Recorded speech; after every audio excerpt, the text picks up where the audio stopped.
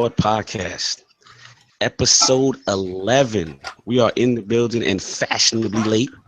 But we're glad everyone stuck with us. We have our usual guests in the building and our usual dudes at the round table. And we actually have a long-time returning guest that I'm so happy to have back for 2017. One of our brethren, Lord Ebontis, is our guest in the building. How are we doing, Lord Ebontis? What's going on with you these days? Oh, we are doing good over here. It has been a minute since I've been on the podcast, and it has grown since I've been in here. So I'm kind of waiting to see where things are at now, but holding it down with way too many games to play, and yeah, just living life and loving the dream. So, no doubt, this is brethren, this is family right here. It's always good to have Lord Ebontis back on the show, and of course, I got my co-host with the co-most, the non-aggro gamer himself, Lord Addict. What is going on? Talk to the people. What's going on, you guys? Definitely good to be back. Yeah, it's like Lord Cognito said, sorry about the trouble. We had some technical issues. As you can see, we're minus the Lord because we literally could not get him in this Google Hangout to save our life. But we got a good show for you guys. So let's get this going. Exactly. And of course, we have the incognito Lord, the Illuminati himself, man. It does not reveal himself much to the public. Lord Sovereign, what is going on with you? What's going on, people? What's going on? Good to be here. Sorry I missed out last week's episode. I had some things to take care of, but I'm back and excited to talk about Scorpio. And yes, everything has still been Zelda'd. No doubt. Nothing to report on the gaming front but Zelda.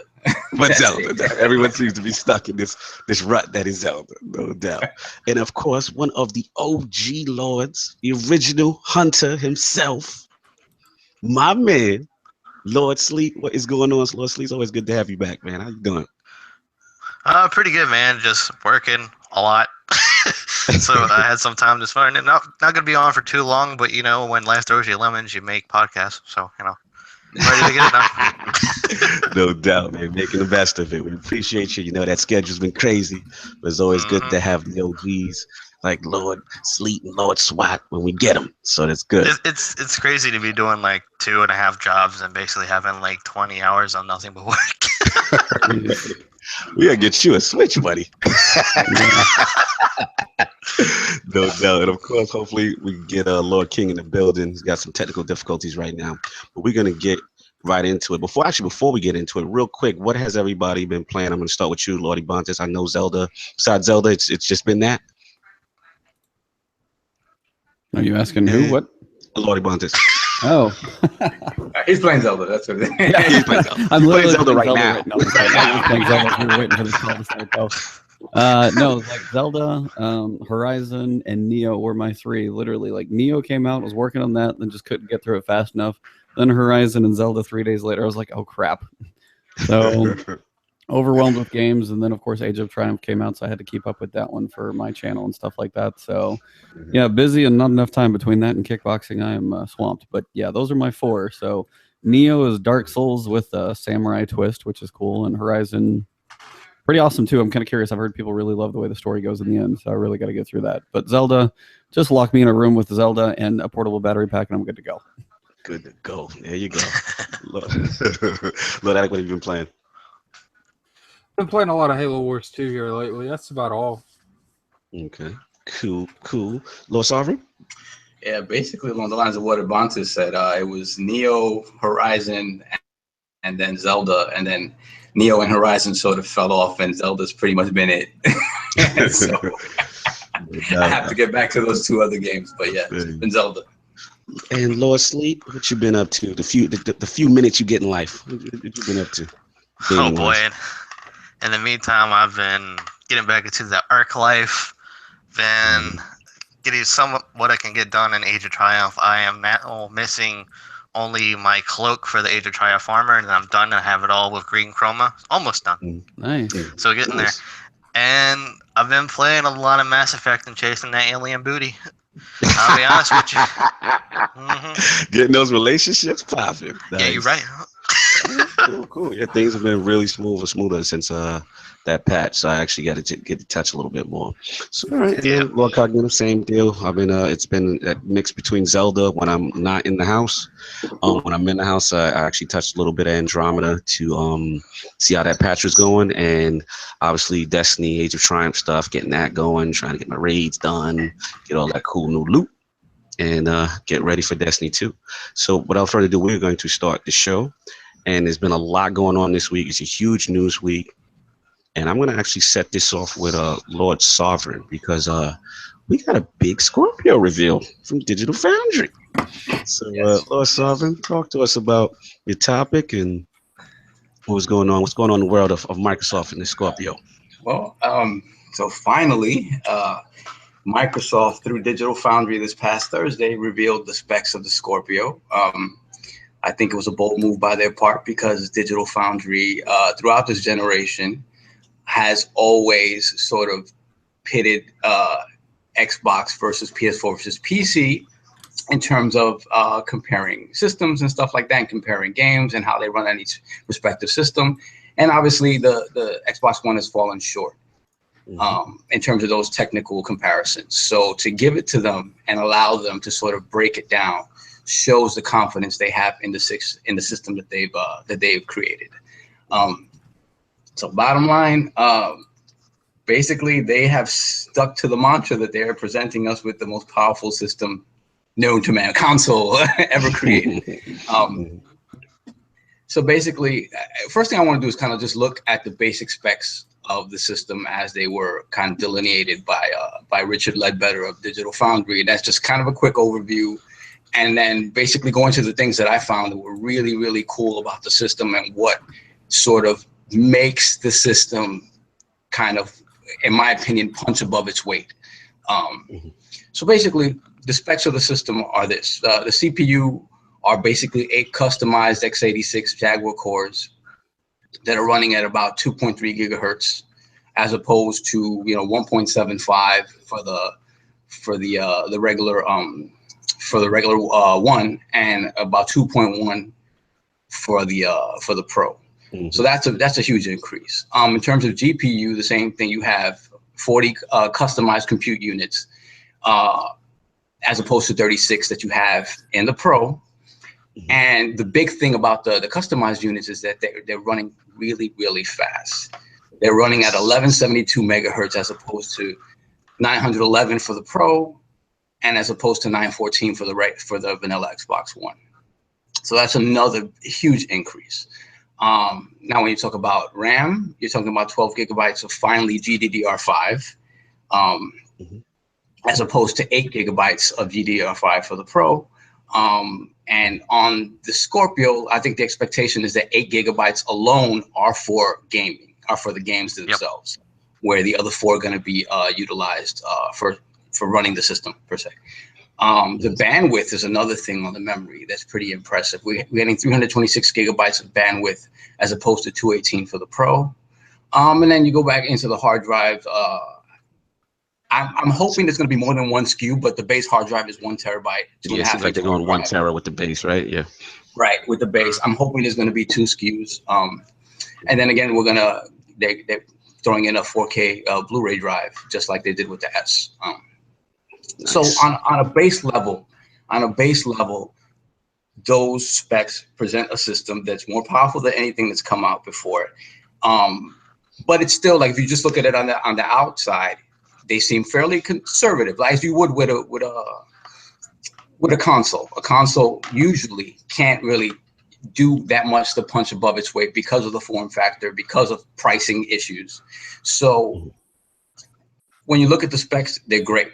What they did what was most interesting for me is kind of the ingenuity they showed in how they engineered the console and what kind of makes it special, and the things that they did different than any other console before in terms of design and how to draw more power and efficiency from the system. So the main thing, let me go into the things that are cool, but not necessarily the most exciting things about the system. When you look at what they're looking to do in terms of form factor and cooling for the system, they're looking at a small form factor. They want to sort of continue what they've been doing with the S. and make sure that it's a small form factor, make sure that they have an internalized power brick. These are all things that were paramount to how they wanted to present this console. Exactly. They got to cool that thing. They got to keep it cool or something. Exactly. So can't have 360 No error. red rings. no red rings. No red ring attacks. You can't have any of that. No more of that. They got to start vaping. I heard they're vaping. Yeah. So they basically they've done a few things to do that. First of all, they essentially have integrated a water cooling solution. First time ever in a console I've ever seen this. Yes. A customized vapor chamber, which basically allows all the heat to sort of vaporize and dissipate on these coils, which is then pushed out by a huge centrifugal fan out the back of the system to ensure that the system runs very coolly and hopefully very quietly. So that's kind of big for consoles. That's the first in terms of consoles. Another thing that they have that they've implemented, which is cool, is something that I call the Hovey method, the Hovis method. Hovey, just get it. The Hovey method, which basically takes into account the fact that no two pieces of silicon are identical, absolutely identical. There are power necessities from chip to chip that usually in a console scenario, what you would do is kind of create a one-size-fits-all solution to sort of accommodate every range for those consoles. So what the Hovis method essentially does, which to me it's kind of crazy, it takes every single board that they're creating and adjusts frequencies and it adjusts the power profile to exactly what that particular piece of silicone needs, ensuring that the console runs at maximum efficiency all the time. That's kind of nuts because you don't see that. From an optimization standpoint, that's like ridiculously impressive.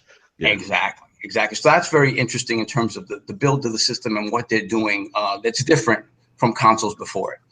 Now, for me, the most interesting part of this reveal and what's most exciting when you talk about what Phil Spencer has said their vision for this console is, and it is to kind of break the boundaries of generations and to take games from the Xbox One era, even the Xbox 360 era, and be able to move all that with you forward, showing viable improvements in all of those games without ever sacrificing what's coming, what the new stuff that's come, whatever's coming natively to Scorpio. So in sort of implementing that in Scorpio, the big things that I saw were kind of the introduction of what they call the Scorpio engine, which is basically their system on a chip, which basically contains all the core components of the system, the CPU, the GPU, the AV media processors, the controllers for the memory, and all the sort of the audio processing stuff. So basically what they've done with the SoC and the Scorpio engine is that they've kind of targeted optimizations at the silicon level to ensure that the system operates at maximum efficiency, that you have maximum efficiency between the CPU and GPU and how those two communicate, lower latency and everything that happens on the at a system level across the board. Let's not forget that DirectX 12 baked in. Absolutely. It's completely baked into the command processor, into the GPU command processor. That is huge. Lord Sovereign, let me ask you a question.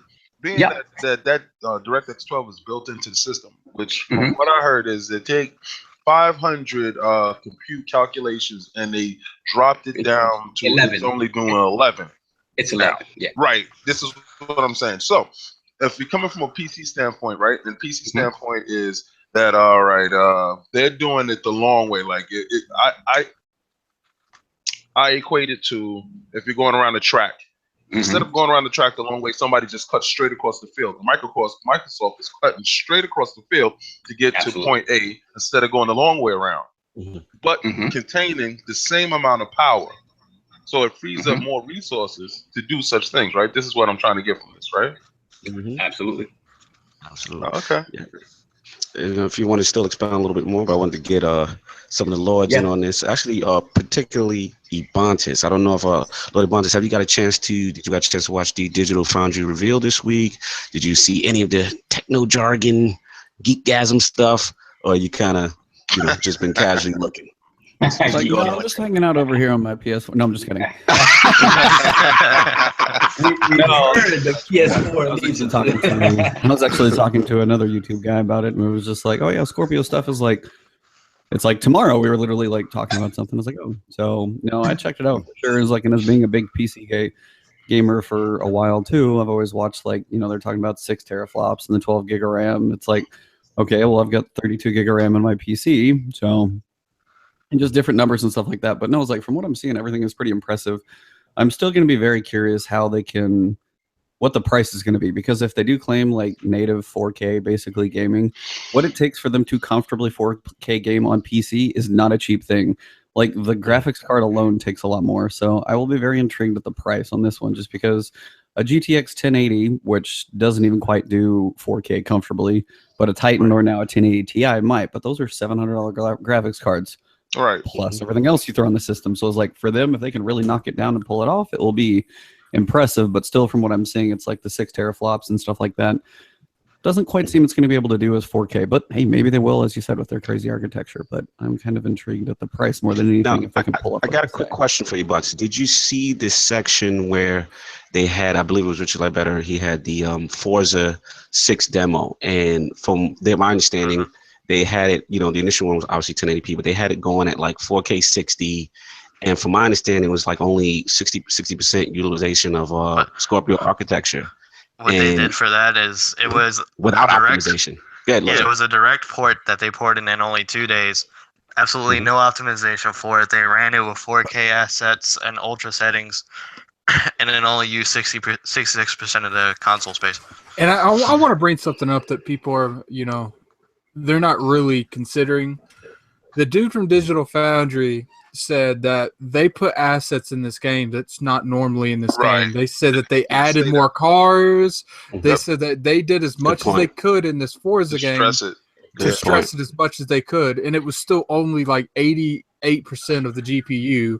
And that is unoptimized. And the funny thing is, I'm not saying this thing's going to run 4K, 8K, 4K 60, 4K 120, but the fact that they ported something 2 days, which this is just speculation. They could have done anything they want and told us, but you have to go by what they said. If they did just port it in 2 days and it's unoptimized, that's optimization is what makes games run well. Right, and if it's unoptimized and it's only taking 64 when it's just standard 4K and 60 frames. Like, that's crazy.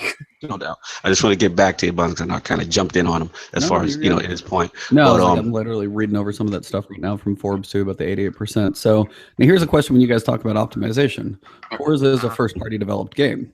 Yep. I'm obviously going to have that Xbox, I was about to comment on that. So, this is something they sort of. Oh yeah, go ahead. No. That's what it's like. It's just one. Go ahead, Sleep. You're good. The thing is with Forza is something that I've told a lot of guys about this, because we kind of have to keep our expectations in check too. Yes. Because not only is Forza a first-party title, but Turn 10 pretty much mastered that engine that they use. Oh yeah, that engine is absolutely great point. Great point. Yeah, it is the most optimized game you're probably going to find anywhere. and Forza itself naturally isn't the most demanding game. It is just a racer. I mean, it looks beautiful, but racers really don't ask for as much as, like, let's say, an RPG. Right. Yeah, so but a racer keep expectations in check.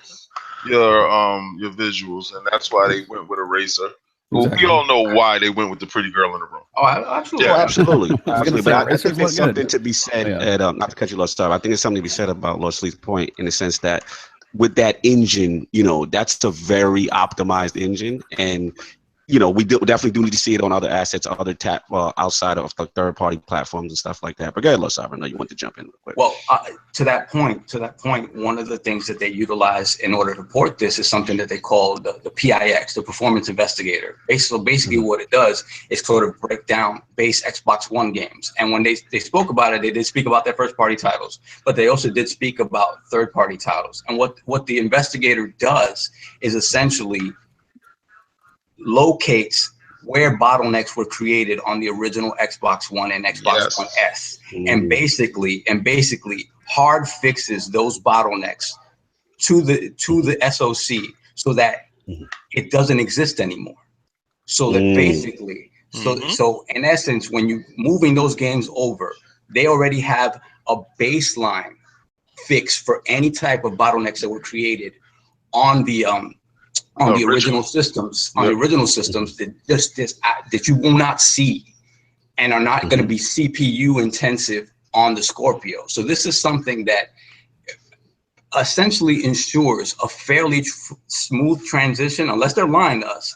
It ensures a fairly, a fairly smooth transition for any game, third party or first party otherwise. Obviously, they're going to use their own game, and obviously, you're right. Forza is an easy go because it's a team that has mastered the use of, who has had access to this machine longer than pretty much anyone else, and have pretty much mastered that engine and have it running beautifully. So I would have liked to have seen something running instead of just a still picture, even though it would look very nice. And I'm still very interested to see how, you know, throwing something like The Witcher into this and seeing what kind of performance we get out of it. And I think that's going to be the most telling thing. I do want to bring up that, you know, I'm not saying that they couldn't have showed something like The Witcher at this reveal, but I feel like one of the main reasons they stuck to Forza.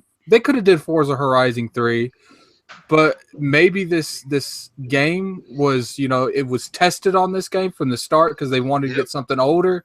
And then, you know, I would assume that you would have to go back and talk to, like, you know, Project Red, and they would have to do the patch or do the work, and then you would test it.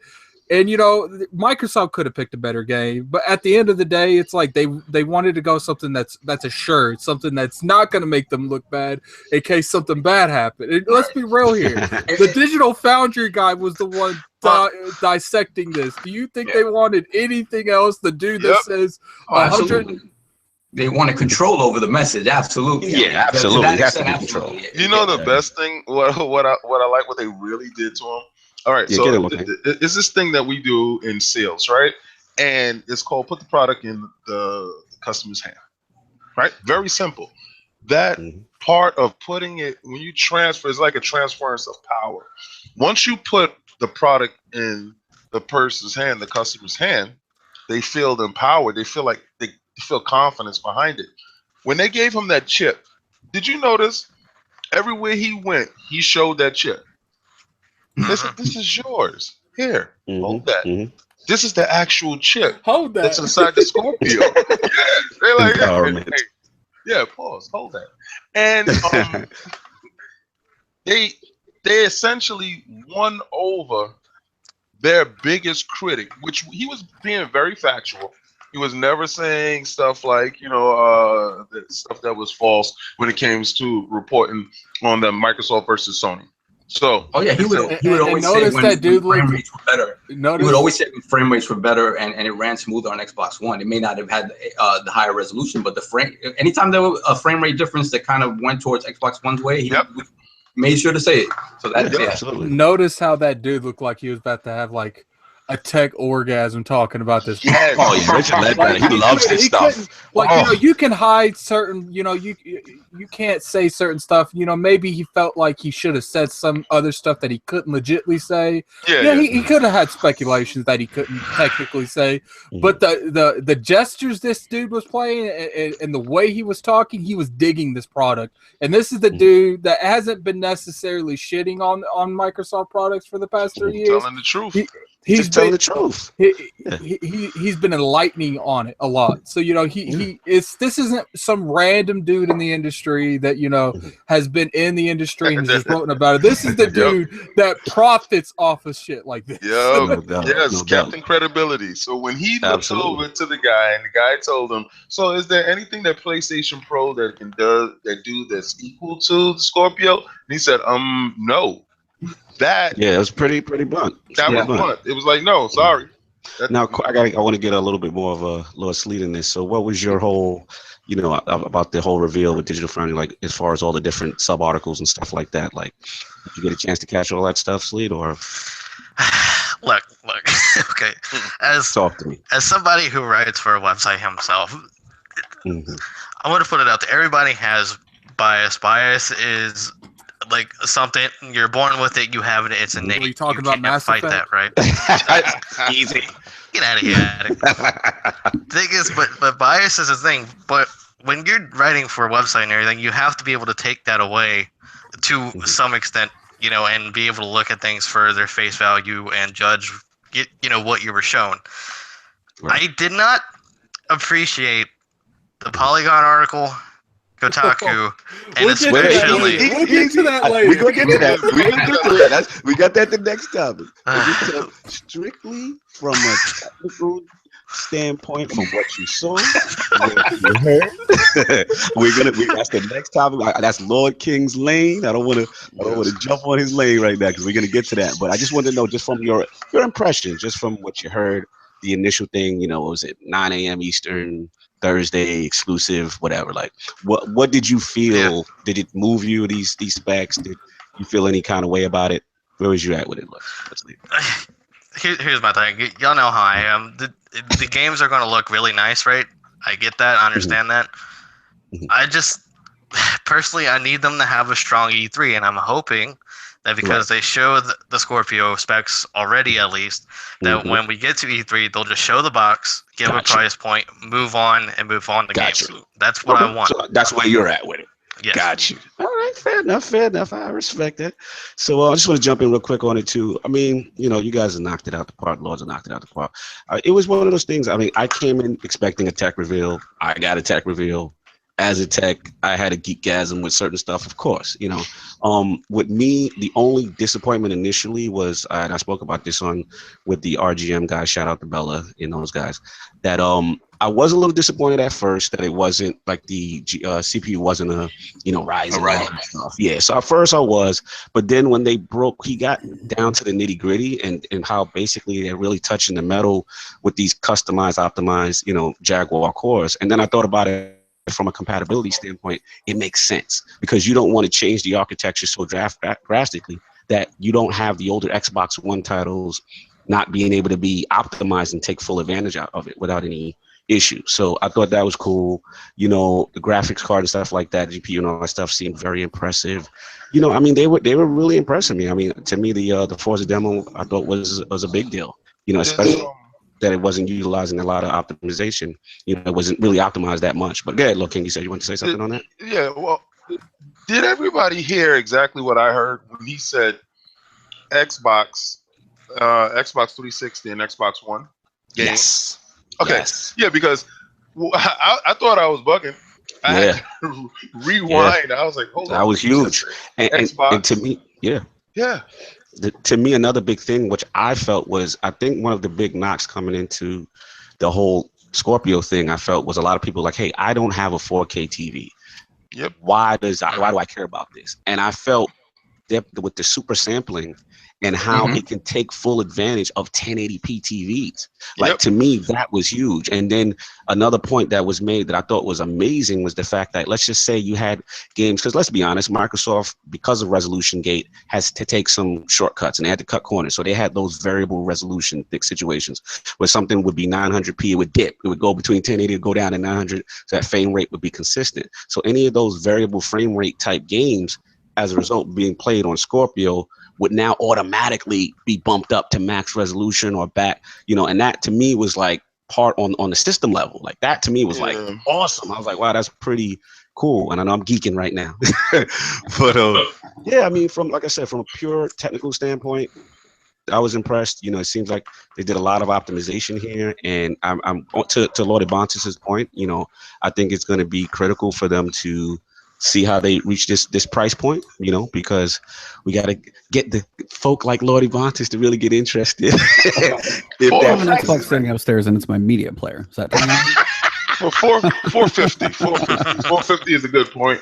Honestly, believe it will be 459.95 if they don't pack it in with an elite controller. If it's an elite controller inside the box, it's $499. even with that Blu-ray drive, even Yes. that Ultra Blu-ray drive, okay. Yeah, well, they didn't.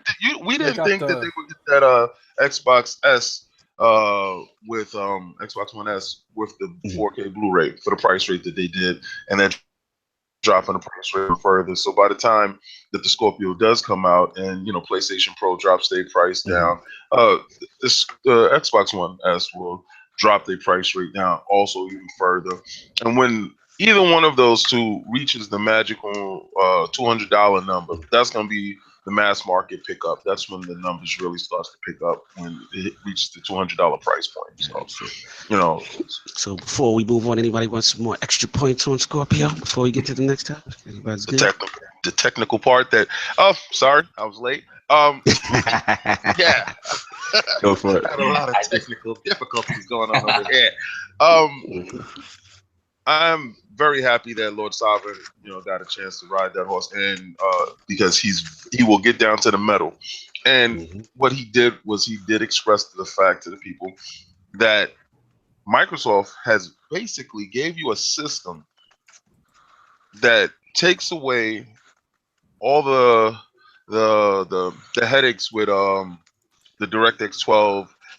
Should we use it? Should we go with 11 because it's a little bit more efficient on the CPU? They took away that whole debate and gave you DirectX 12, and they said, well, you know what, you can use the full force of it without sacrificing GPU power.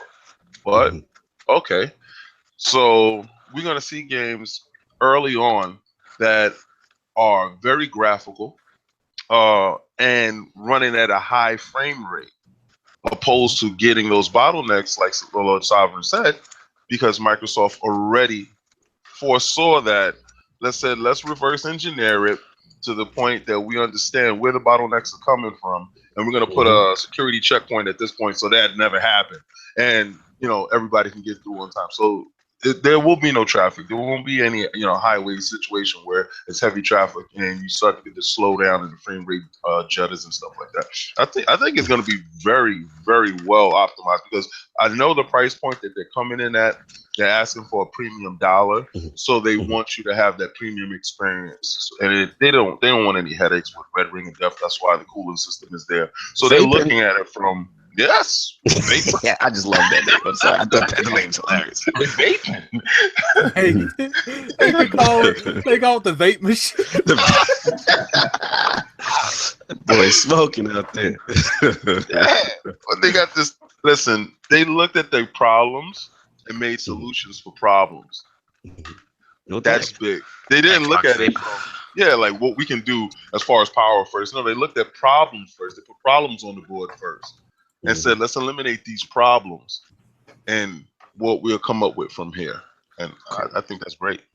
Thanks, man. Yeah, man, I think it was good, and we're all excited to see how this thing's going to continue to evolve. Lord, sorry, you had anything else before I move on? Or I think ultimately what I came away from is that, at least on paper, they're delivering on the vision. And the vision moving forward is to kind of eliminate boundaries and have your library continue to sort of move with you. And that's important. Yeah, that's key. It's key. It's key for them because, especially in my case, I've always looked at my Xbox as that's my third party system. It was always, up until this generation, the more powerful console, the console that was easier to develop for. So third party stuff looked best on it, and then whatever first party stuff was always just in addition to that. So my Sony platforms has pretty much always been my exclusive platform for whatever goodness it comes down the pipeline with their first party and second party. But my third party stuff and general platform has always been Xbox. So it's good that they've taken control of that narrative again with the Scorpio. And again, the narrative about moving your libraries and your games with you forward matters, because as of right now, Sony doesn't have a real answer to that. PS Now is not it. So whatever the next iteration of PlayStation has to be, has to take that into consideration. They have to find a way to get their old games onto this new system. I think it's imperative. Right. If you look at what Nintendo's doing. Especially if go ahead. If you look from a future term, like Microsoft ain't not going to not do this next gen. And if you get to next gen and, you know, Microsoft's really plussing because they got 2 whole prior generations pretty much, you know, besides minus 360 games that, you know, the trash 360 games. I figure by next generation we'll have like the biggest hype games from the 360 backwards compatible. And you know, and Sony goes into that generation like, we got PS5. If you want to play PS4 games, we have a system for you. It's called the PS4. No, I agree. I agree. Or PlayStation Now. Yeah, exactly. That's not going to cut it. And if you look at what Nintendo's doing, even Nintendo sort of opened their eyes to that. And I'm assuming we're going to get something in terms of the eShop and Virtual Console moving forward, that they're going to kind of start eliminating those practices, because it's archaic. They've already said that there's going to be virtual. Nintendo can't make a console without selling the old ass software. Yeah. And that needs to stop. That needs to They stop. can't make and you know, it's not like 360. You like, you know, Xbox, like, you know what? You can buy the 360 ones. They implied that into their. You can tell that backwards compatible was not part of the plan, because they had to incorporate a pricing system in the Xbox One for 360 games. Because remember, back in the day, if a 360 game went backwards compatible, you legitimately had to go on the website to buy it. You couldn't buy it from the Xbox One store. You're right. It wasn't integrated. Yeah, right. Nintendo's like, okay, we know we have the past gen, but we realized something. We have a lot more games the past 15 years. We're going to let you buy all that shit too. No, I think what you guys are knocking the park. I was knocking out the park because especially if the trend in gaming now is going to be these mid-cycle refreshes, you know, then carrying your existing library forward is huge, you know, and that's one thing it looks like Microsoft's on point with. So yeah, definitely agree with you guys on that. Small caveat there. PS3's architecture was so screwed up. Hopefully PS4 is pretty standard. So yes, as you said, PlayStation is smart. Yeah, absolutely. My PS4 disc goes into a PS5 and you're good to go if they're smart. So. They have to. My assumption is that is definitely in the works. You know, it just needs to be. Moving forward, that's something that all these manufacturers need to consider, because anything else is anti-consumer. And you know, when you're trying to gain mind share, especially for Microsoft trying to gain mind share back, like, they're going to try to do everything they can in their power. Coming from a losing standpoint, when you're the loser, you pull out all the stops. When you're the winner and you're in the front, you don't care. I don't believe Sony's going to do that. They're winning right now. And history has shown us the winner screws the public over the next time around. It's true. It's true. The hubris has always gotten to somebody. I kind of think PlayStation 5 is going to be a closed-off system that costs too much money and is bad to Oh my lord! So I kind of think that Unless I get telling you biases on this podcast or anything. Actually, I have a PlayStation Pro and I'm pulling for it. I'm pulling for it really hard. I have 2 of them. So I have a ton of PlayStation exclusives and PlayStation games, and I have a VR. So if anybody has a PlayStation and they're talking about they're a fan, they're not, because they don't have a VR and they don't have those move sticks. I've been a sucker for you got the glow sticks too? Yes, I got the maracas, baby. I got the maracas. Yeah. I got my old PS3 maracas. And you have a Vita? Oh, okay. Yeah, I have 2 Vitas and I support Sony so well. I fall for Sony's crap all the time. Trust me, I do. Face first. I know they're winning, and when Sony wins, their next console tears you to shreds. But I kind of disagree with that.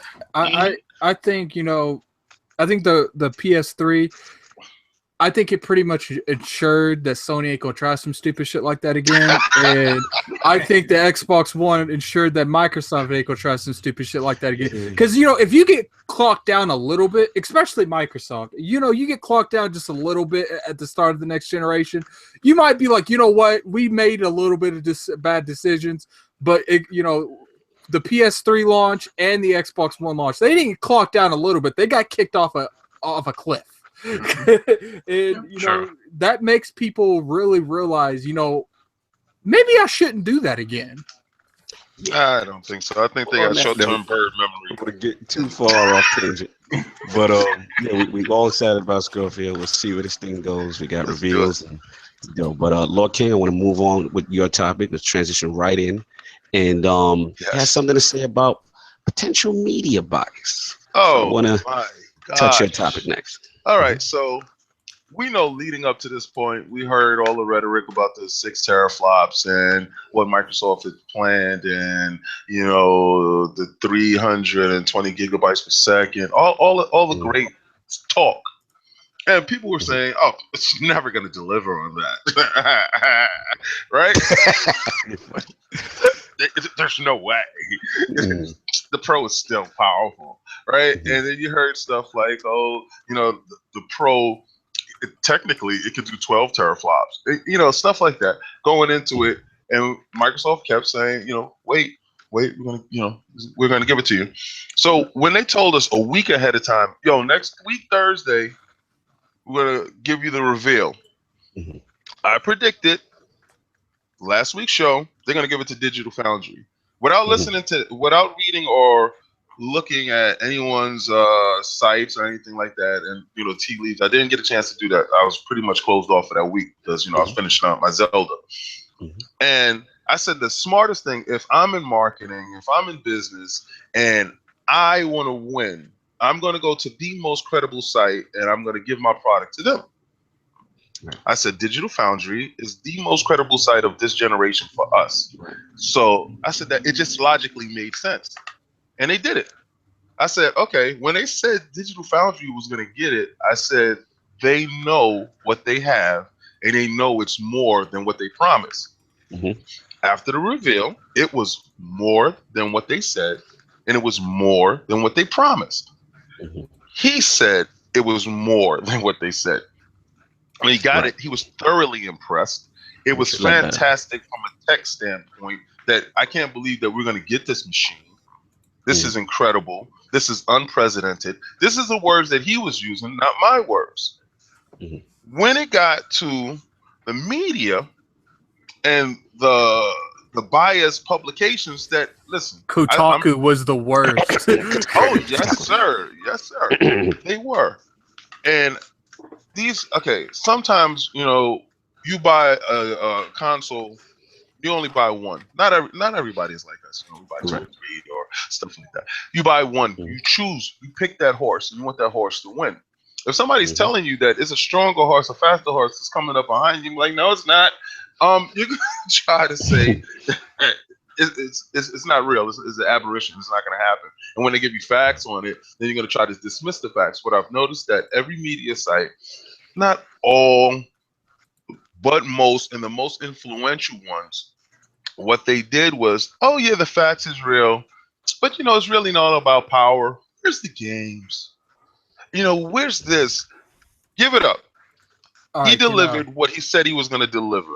Now, he took a whole day out, like I said, Phil Spencer, the man, took a whole day out and said, we're not going to run on the same time schedule. We want to hold mind share.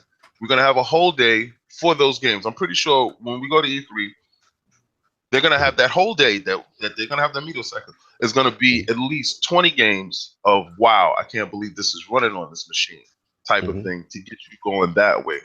They knew the mistakes that they made before, and they give you the reveal now so that you can sort through it.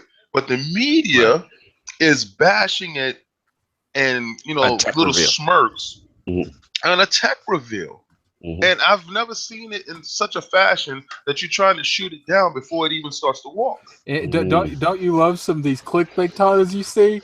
I seen one that was like, we're not developing for the Scorpio because we're developing for the Switch. I was like, I'm done. I'm logging out right now. I want to get I know Lord Leslie's he's on time constraints, so I want to get his opinion of this too first before everyone jumps in. So, like, basically, according to Lord King's point, what do you feel about said media bias? Do you feel it's there? Do you feel what are you seeing out there in these gaming streets? I'm hesitant to call it media bias, if I'm honest. What it is is a lot of unprofessionalism and jealousy that Digital Foundry got the exclusivity to the reveal. Holler, talk Now, about it, Lord Sleep. What I do not approve of, I don't, well, not like anybody cares about my approval. What I didn't like was Jason Schreier going around acting like a crybaby. I didn't appreciate that. I didn't appreciate the Kotaku article that completely, just it shoves everything they've been saying for the past 3 years out the window, out of nowhere, because they have to have something clickbaity. I don't appreciate the no going back on their word and that this system's so powerful is going to cost $700, but games matter, even though when Pro came out, they were said, well, Pro doesn't need a whole lot of games because it has power and multiplats. It's just, everybody was so pancakey. So much flip-flopping, and like I said, as someone who writes for a website, right, you have to get rid of that bias, that part of you that wants to be like, I don't like it. You have to report on what you saw. And because people were treating it like this was supposed to be some kind of game reveal, when it was specifically touted as a technical showcase on Digital Foundry, that drove me insane. No, I'm with you. I gotta jump in a little bit. I'm getting hyped. I'm with you. I'm with you, man. I mean, to me, it was just very, very surprising. First of all, shout out to Lord Rand Outdoor. I watched one of his videos, and my mindset was the same. It was just like, what were we expecting coming into this? This was a tech reveal. From my standpoint, I was happy that anything game related was really talked about. So from that was the first thing, and like to Lord King's point, I mean, it's just surprising to me. We understand, like Lord Sleep was saying, that these are reporters, right? And everybody wants the scoop. You want that scoop first, and I can understand there's some salt that Digital Foundry got that scoop first. It was an exclusive thing, and to me, what bothers me is, specifically with Jason Schreier, was that he's like, well, I don't know. Like, basically, he was implying that there wouldn't be a level of professionalism by Digital Foundry because Microsoft flew them out there and accommodations were flown out there. And I'm like, this is practice. No, exactly. No one said the same thing when Mark Cerny was flown out with the PS4, with the PS4 Pro reveal. So the double standard there was very concerning to me. Again, the Polygon article, just the timing, I understand, hey, it's a valid point. Microsoft has to show the games. But to me, to not comment on what was actually talked about and the first response at the same time in these different articles, news articles and outlets, is to comment specifically on games. What about what was shown? Let's talk about the tech reveal. So it was a little disheartening to me just to see the narrative change. But that's what I got. How long did Lord Rand say that it took Kotaku to get the article out? It was like, what, 20 minutes to half an hour after the reveal? They had they just had it ready to hit that button and submit. They were just waiting. That's what annoys me. And it's like you said, Lord Cognitive, they didn't even talk about the specs of the system, the stuff that the news was actually about. That's the most aggravating part. All right. What do the rest of the Lords feel about this? Get in there, Lord Addict. I know you wanted to jump in. I don't think there's ever been such thing as media bias. I think it's always been one of those things that, it's for the status quo. Whatever is being on the highest totem right now, we're going to do the opposite because the highest totem is going to watch, PlayStation 4 is doing the best. Obviously, it's not necessarily you go more with the crowd, but you go with that's going to flip-flop between them. If you talk about Xbox, the Xbox people are going to go and see, like, what's this dude talking about? And the bigger install base is going to double-check that work. That's why people always have the clickbait titles. It's just like, that's what the resolution thing has. And what's funny to me is you have people that act like the resolution shit never happened. And it's like, that has never happened. Let me show you guys a couple stuff like this happen. Digging in the crates. Digging in the crates. Stuff like this happen. Ooh, yep. I remember that. I remember that one. All right. That's not all. I got more. Go for it. Get him. All right, Up there. and you know Let's you have that going on, and then there were certain things that the Lords of the Fallen was another one. They literally came out and they said, "Yo, the Lords of the Fallen runs only 900p on Xbox and 1080p." And then when Lords of the Fallen developers came out and said that, because that was the first time a developer ever said that, as far as I can remember, I was like, "This dude's trying to use this resolution shit to promote his game." Remember, I was in the party of Floor Cognito. I was like, no one even knew what this game was until this shit happened, and now everyone knows about this game. You know what drove me the craziest though? Goddamn Game Informer, that little podcast they made. I don't know if y'all watched it. Catch it. The dude straight up said, he was like, "Why do they do this? Nobody asked for more power out of Xbox." Wow. Those were his words verbatim, right? Nobody wanted more power from the Xbox. Never you mind that they said the same goddamn thing where they wanted more power and Game Informer. That is true. That is true. Before we move on, I gotta get our resident PlayStation guy, Lord Ebontis' comments on this. I'm dying to hear what Lord Ebontis thinks all of this. I'm just letting you guys duke it out. This is I'm like, well, you are the only one that. Like, I am. You are riding. You are holding the flag high right now. So I need your perspective. See, it's like I didn't jump into as many of the bias pieces. It's just like from what Digital Friendly did, and I'm literally been glancing it over as we've been going through this. Like it looks like information. It's like if somebody else poses these articles and things like that, and if they're saying like half the crap that you were saying, yeah, there's some jealousy out there and things like that. But it is funny how quick tables can turn depending on. It doesn't matter what it is.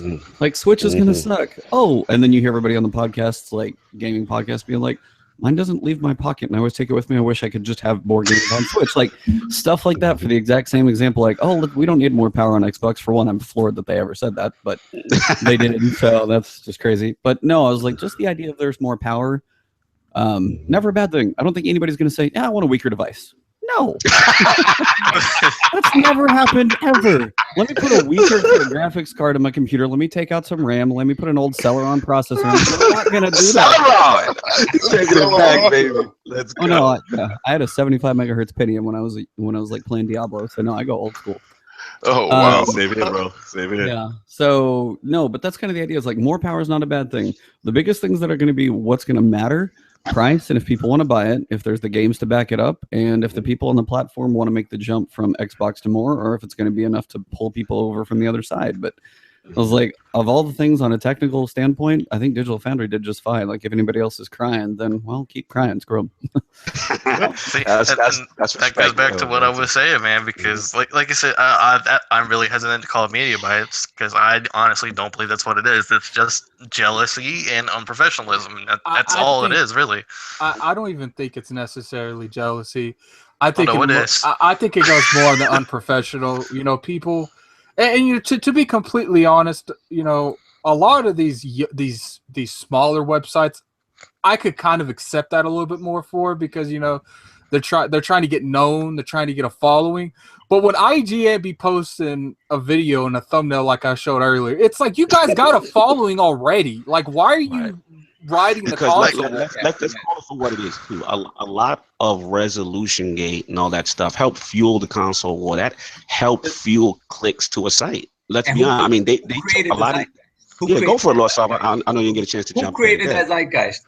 It was the press. It was the gaming press. It all came because people listen to the gaming press. If the gaming press is saying X, Y, and Z, a vast majority of people who only utilize that as their means of getting information on these things follow it along with that. So it's something like they're not admitting that they created this entire thing. This resolution gate, all this stuff. This was all created. Was it true? Absolutely. But if you see the disparity between sales and the systems, you see that it has a very real effect. So with them doing this, to me, to be perfectly honest, with everything that kind of was said that was negative after the reveal, it just felt to me, honestly, that a lot of these publications don't really have people that are qualified to talk about this stuff technically at a level that Digital Foundry does. Because, for instance, I was sort of surprised at Podcast Unlocked after. Yes. I'm glad you caught that too. Yes. Go in, Soft. It was just this very sort of cursory glossing over of what was spoken about. Amen. When you're talking, and Ryan McCaffrey has always touted himself as this tech guy who is impressed by this sort of stuff, and he acted like it was nothing. I was very surprised. Let's just get to it, and I'm so glad you brought it because I caught that too, and he's actually one of my favorite shows. I always, I usually give it up, but the vibe I got is from these media outlets we are not going to talk about it because we don't want to direct you to said site. Exactly. You see what I'm saying? That to me is all this is. This is just competition. I don't want to give these guys clicks on where the source is. Talk about it, but they don't want you going to the source. Exactly. It kind of broke my heart. I'm like, damn, It really did, because what it does is it kind of diffuses the conversation, and it takes away from the important stuff that comes beyond the breakdown, where it's like, all these tech specs, you could throw tech specs around. That doesn't mean anything without games. But at the same time, if you're basically presenting a system to me that is quite easily, for a lot of people, anybody who defected to PlayStation on the basis of power, now what? That's a good point. That's a good point. What we've noticed is, the narratives are changing, and the goalposts may be moving for certain folks. It's like, a lot of people, I've been on other podcasts and they're like, this isn't going to change nothing with Microsoft. I agree. Microsoft are not going to come nowhere near Sony in the console, in the sales wise. They never were. But the thing that this does do is I think the Scorpio obviously was made for a higher performance. But another reason I do think that they made this is because what are they going to sell more? They're going to sell the S more.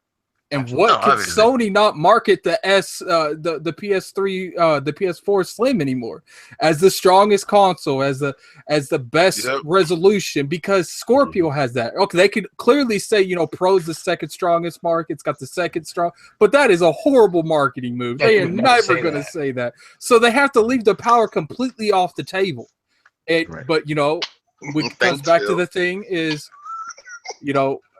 in my personal opinion, Microsoft's had solid games throughout the years.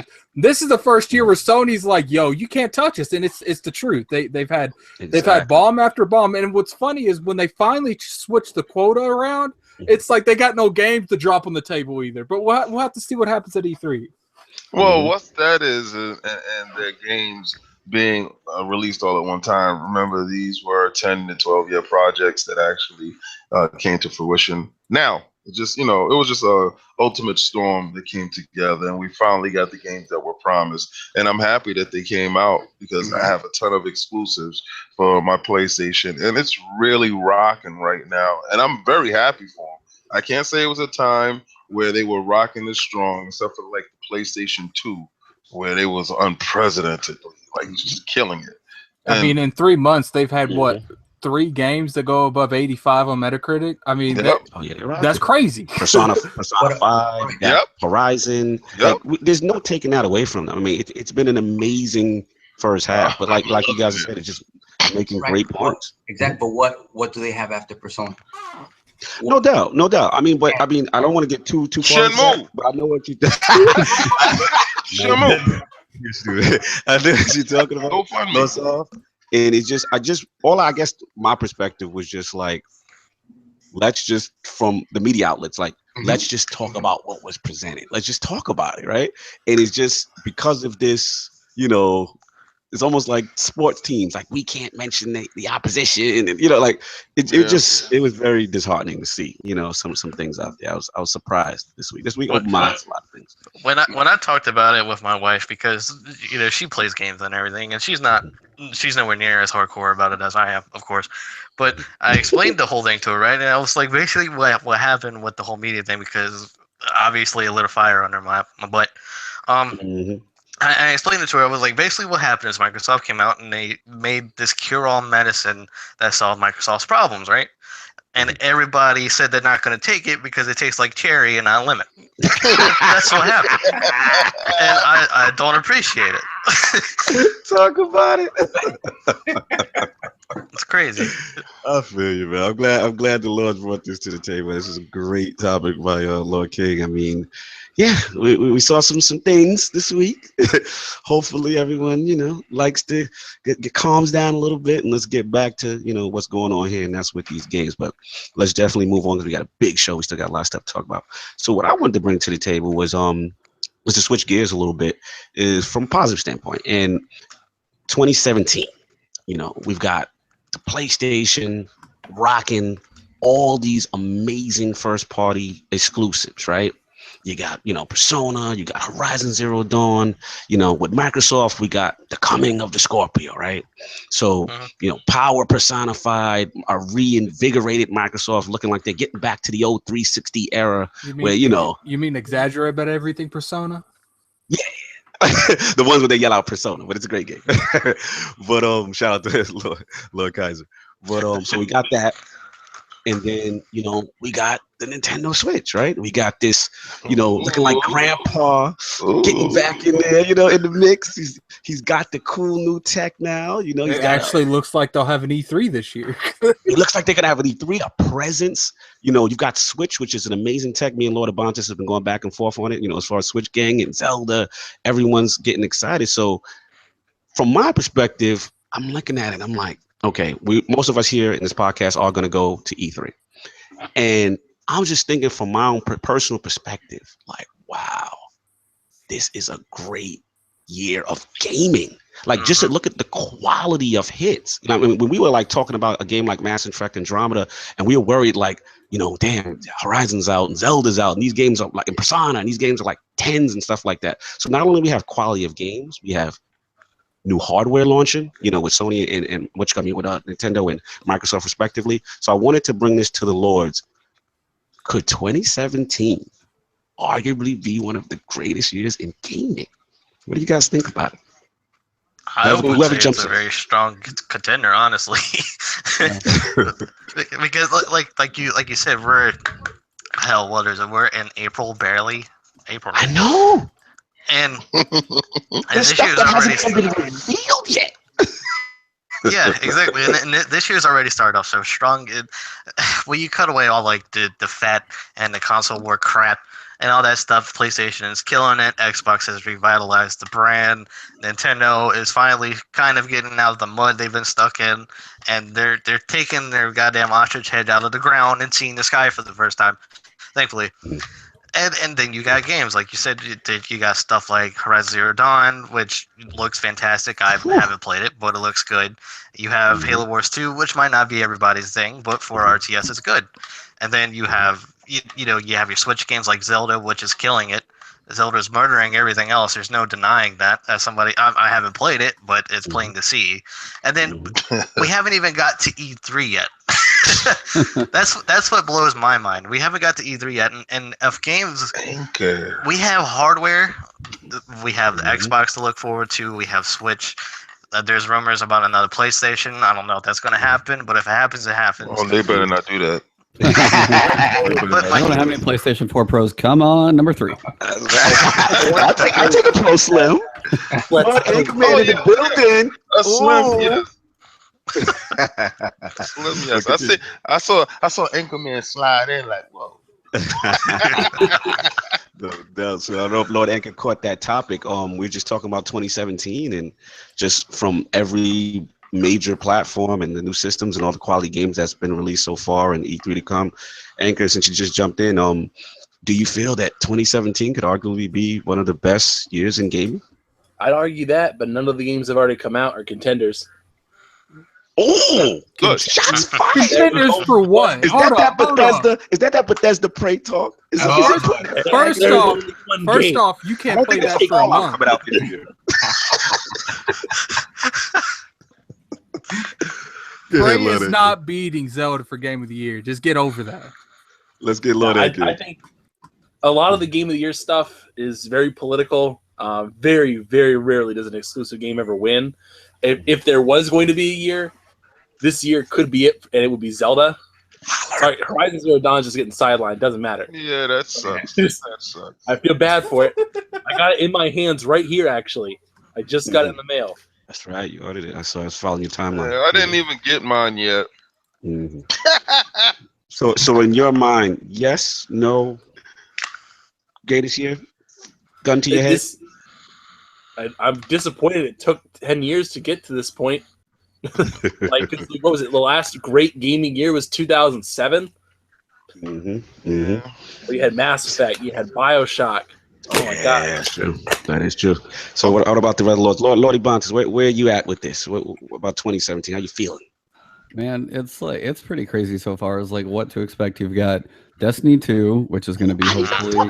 Yes. Oh my god! I want to get my 4K cage. We're the Iron Lords, and I didn't even talk somehow. about Destiny 2. Yeah, so of course I got to throw it in there. Yes.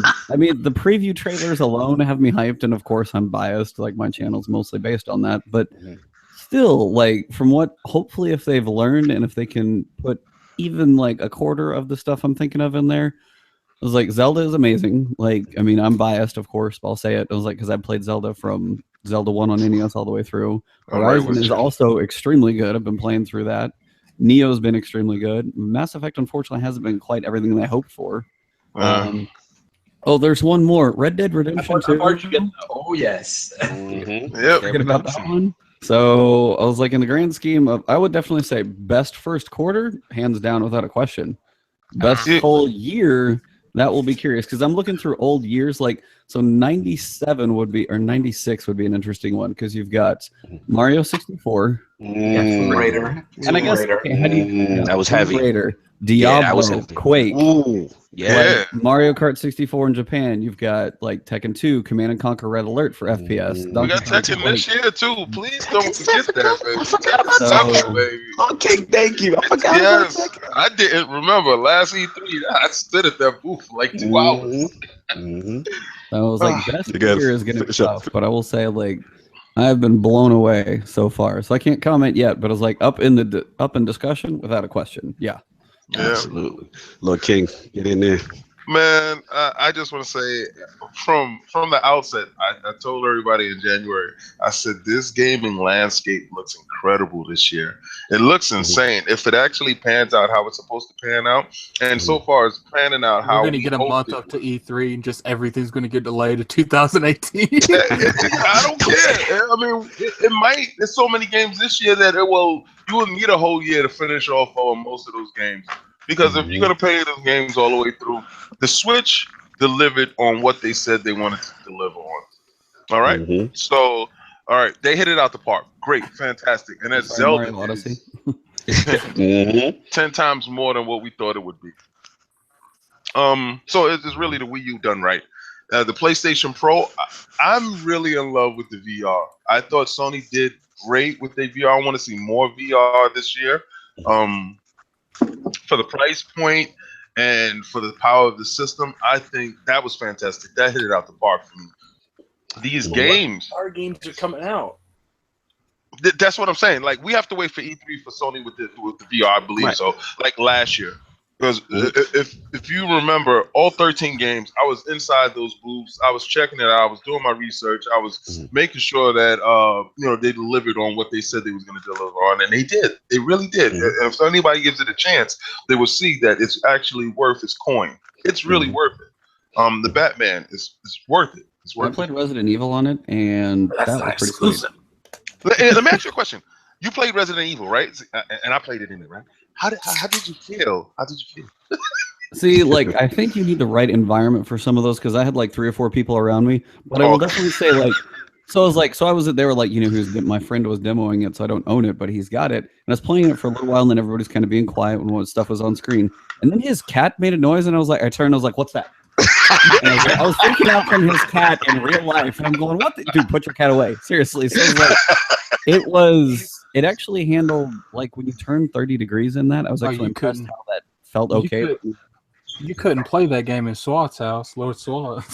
Oh yeah, yo, his cat. So, Lord Ebontis, tell me, like from a horror standpoint, wasn't it like the perfect meld with the VR and the Resident Evil? Like it was a great showcase for that game. Yeah, that's probably one of the best full-length experiences they've ever had yet on any VR anything.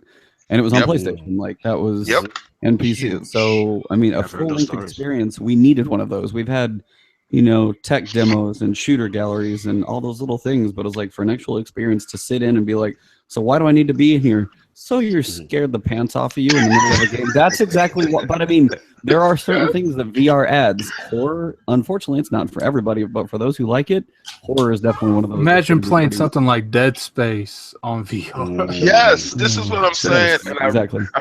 And being that they stepped into that realm, I really wish that was a little bit more support. But fleshing out the rest of the year, you got Scorpio coming, and I'm so really excited for the Tekken 7. That probably might be my game of the year. It might be mine, just for me. Because I waited so long for it, and it's actually living up to what I played at the last E3. I'm kind of mad that Anchorman is not going to be here at this E3 with me. No. This year.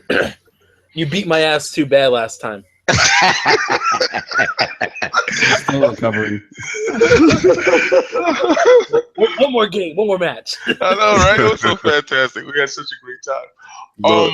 I'm trying to outdrink King David is like pretty much like cirrhosis to the liver all over it. Especially at the Bethesda functions. Yeah. Lord King is a beast. But Lord Saul, I want to get you in on this too, as far as 2017 and what you're feeling. Yeah, I think it's definitely in the conversation. I mean, this first quarter has been absolutely, it's just kind of mind-boggling, and it's just, all these games that had gotten delayed just sort of all fell into each other's lap at the same time, and it's just like they're all kind of stumbling over each other. And but I mean, in terms of quality and quantity, I mean, it's kind of unprecedented for a first quarter. So I mean, and moving forward, we have Prey coming, which to me, if you're a BioShock fan, if you're a System Shock fan, that looks like it's hitting all the right notes. And then you have Injustice 2, you have Tekken coming. How about Injustice? Yeah, we have Tekken, and we have Marvel Heroes finally coming to the console. E3 was one. I'm glad you said that. Like E3's over for me. I can die now. I never thought I would get. I'm such a Marvel fanboy, and Lord Anchor knows, Lord Kaiser knows, like Lord King, everyone. It's like I couldn't believe. I've been waiting for that game since the 360 era. Yeah. And that was when the 360 wasn't even ready to handle MMOs, on any capacity in the console space. So when that was announced, I'm like, I can die now. I'm good. I got it on console. I'm ready to go. Yeah, that's 4K. That was a long time coming, definitely. And again, what we don't know about, like we don't know, who knows if Nintendo drops a Metroid or something like that Please. In there before Mario. You just never know. In terms of PlayStation, again, if in any way, shape, or form they feel that Microsoft is sort of taking a narrative over, this is real. Yeah, because all of a sudden they came out and were like, yeah, Spider-Man's coming out this year, and then Insomniac was like, no, hold up, I don't know what you're talking about. they came out and said Spider-Man's coming this year. That was a Marvel VP who said that. So, yeah. To me, I can definitely see Days Gone coming this year. And some other Middle Earth, Shadow of War. Exactly. Shadow of War. Yes, baby. How impressive that looks. That'll be a great year. And then, I told you, we're not at that time of the year where shit starts getting delayed yet. And then Lord Attic, like, not believing. Jump in. Oh, you let us off say that Lord Attic. And then for me, like, if Red Dead does release this year, that's it. Like, I mean, that's. You will be the ultimate sign, though. But even though I don't care about this game, but like, if Kingdom Hearts 3 actually came out this year, that would be the ultimate sign of like, all right, here it is. 2017's the year. Yeah, the stars align. That's it. End of times. Lord Attic, 2017. How you feeling? For what? Kingdom Hearts coming out? In general, this gaming. I don't all really platforms, all systems. To be completely honest with you, like, it's a good year so far, but yeah, I'm with Lord Ebontis. I can't put my cards on the table yet until we see E3, because we could have a great year up till E3, and then like everything starts getting delayed back to back to back. And, you know, people are laughing in this thing, but this shit happens all the time. Oh, it's gonna happen. Oh, absolutely. Yeah. We'll get to E3, and you know, remember last year, Lord Cognito, we was at the Microsoft press conference, and I was like, "Yo, where was Halo Wars 2? That shit's getting delayed." And then right after the conference, it went on Twitter. Oh yeah, Halo Wars 2 is getting delayed. let me ask you this question: like, what about from this perspective? What maybe one singular title for you that, if announced and does make 2017, kind of solidifies it for you? What do you mean if it gets announced and has a release date, or if it gets announced and comes out this year? And comes out this year. Kingdom Hearts 3. So you and Ebontis on that. I've got one I can trump. No, I've got one I can trump all of this. Chrono Trigger 2. Oh. If I could ever get my hands on that, I'd die happy. That's mine. I'm already. I'm dark. You can bury me now. I got Marvel Heroes. I'm good. It might come out for the Switch. They might announce that. Oh, don't say That's that. very possible. Don't say that. Chrono Trigger 2. I mean, how do you shut down a show? How do you? Okay, right. I look at it from a standpoint of you already know Sony. That list is real.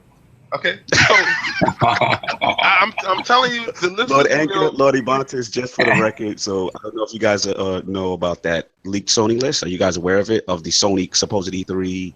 Please don't get into this shit again. No, we got to bring this. Ebontis and Anchor don't know what's going on, so I got to school them. Like, are you two aware of this leaked list that supposedly this fake ass list? It looked like somebody doodled it in Excel, I think. Okay. Yeah. All right, Anchor, are you aware? Anchor, you aware? I remember seeing something a couple weeks ago. Yeah. Yeah. Okay. So the All right, bet so everybody is knows about the list. Lord Sovereign and Lord King are convinced that list is real. Real.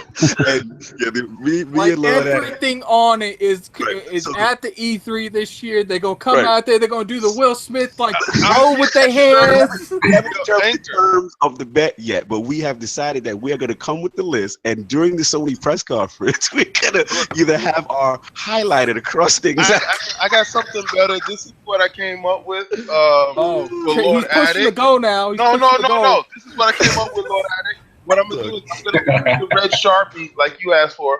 I'm gonna have my friend make up a shirt, and in the front it's gonna say "Fear the List," and in the back it's gonna have the list with all the games, and you can mark it off on my back as they be released, announced, and shown on that sizzle reel to your face. All right, fear the list. But what I'm saying only is, when three Good, so names then are you know, checked yeah. on that. So what happens Call of after Duty, that? Chemical Warfare. and it's gonna be we're gonna be live, and you can look at me. You got a smirk on. Remember, you said you're gonna look at me with the smirk in your face, like I told you so. And I just want the world to see. All right, wait. that I want to read this list real quick so people know what we're talking about here. Yes, go for it. Death Stranding. Mm-hmm. Project Oscar by Sucker Punch. Oscar. God of War, Days Gone, Dreams VR. That game's dead. Keep going. Uncharted Lost Legacy, Destiny 2, Marvel vs. Capcom Infinite, Crash Bandicoot Insane Trilogy. All right, yeah. Crash Team Racing coming back. Call of Duty Chemical Warfare. Kingdom Hearts 3. Final Fantasy VII Remake, Chapter 1. Star Wars Battlefront 2. Assassin's Creed Empire. And more specifically, Spider-Man, Resistance 4, Gran Turismo Sport, Bloodborne 2, and Red Dead Redemption 2. Now, there is a caveat. All right, I got to Lord King. I'm sorry. There's a caveat. No, they are we ain't allowed pushing the goal. They don't have these games for them to win the bet. These games don't have to be released.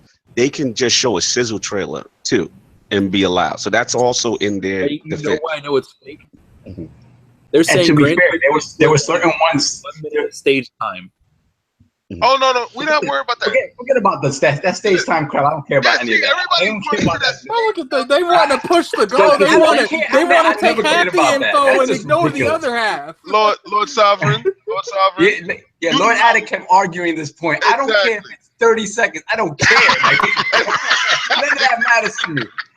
I don't. It really doesn't matter to me. The thing is, the caveat also. You honestly think for Gran Turismo Sport, the game that has been delayed? No, see, for a Gran Turismo game on PlayStation, they've been waiting so long. You're losing it. You're losing it. A minute. You're losing it. No, you're losing I don't it. care how many minutes they show. Don't look at that part right there. How are we going to take half of this post and ignore the other half? Like, that makes no sense to me. All they got to do is announce What's being ignored? They could just show a title on the screen and say, I don't care. You lost. So I don't care. That list is real. And Sony, they're the master magicians. But let's not get off the topic. Let's just keep it going. What I was saying was, what was the topic? I know we went so left. You guys went left field in a completely different. I told you not to bring this up. Yeah, the topic was for I had to educate the listeners. Had to educate Ebontis. Foolishness. Yeah, fear the list. So fear the list. That's the Sony mantra, baby. And Microsoft is coming with their stuff for the end of the year. Sony's coming with their stuff for the end of the year. It's going to be one big duke 'em out year, and I think this year is probably going to be one of our greatest years in video games. No doubt. With the heads of the companies really going for it. Mm-hmm. Yeah, I mean, last point on my own topic, I just wanted to say also, it's just like in respect of quote unquote fear the list, we have to do it. We have to account that look, Sony has to come out strong too, right? They're seeing what Microsoft's doing, so they've got to. It's going to be cool to see what they come up with, right, as a response as far as their E3 presentation. And then I think people are sleeping on Nintendo slightly. I think that they may have a couple of surprises. Now again, for me, like Lord Ebontis said, if they can come out with like a Metroid, or give me Virtual Console, or I'm gonna tell you right now, if they announce, and I don't really care about this game, but if they announce Pokemon, it's over. Pokemon Stars, Pokemon Red and Blue for Switch, like over. Yeah. Give me that an announcement. Just like you don't even gotta give me a release. Just give me a trailer of a Metroid or something in development. Give me some Virtual Console. Show some more like Mario and stuff like that. Mario. And yeah, I mean, Mario Sunshine, they got to show a little bit more of that. So it's going to be interesting. And if we looked at, I know Lord Addict has seen it, but I don't know if you guys have got a chance to look at the E3 floor plan. Like, Nintendo has not only their original section that they had last E3, they got the whole right side of that West Hall where Sony used to occupy. And that, Lord King will tell you, like, the Sony section is huge. It's not a small section. So that means Nintendo has a lot to present. It is not a question. So it's going to be interesting, man. I'm hyped. I think that athletes in the chat, Pokemon, no doubt, please. And I can't wait, man. I think this, in my opinion, I'm just trying to look at it objectively. I know that the year is not over yet, but you guys are just naming titles after titles after title of things that are actually coming at and stuff that we haven't seen yet. I think this could be the year that the big three all have something monstrous to show. I've never seen all three up at one time. Microsoft better have something. And I think from a technical, something that we haven't addressed, and I think from a technical standpoint, it matters a lot too, because you don't, with these consoles and these how easy it is to develop for Switch, and how Scorpio is going to sort of be iterating on everything else, and the Pro does. Like you don't have those growing pains on new consoles that you had back in the day. You don't have developers having to learn new systems. So all of this stuff, like it speaks to what the quality of the games are going to be. You're not going to have middling games, well, we saw it in Mass Effect Andromeda, but that was in part because of the switch to new engine.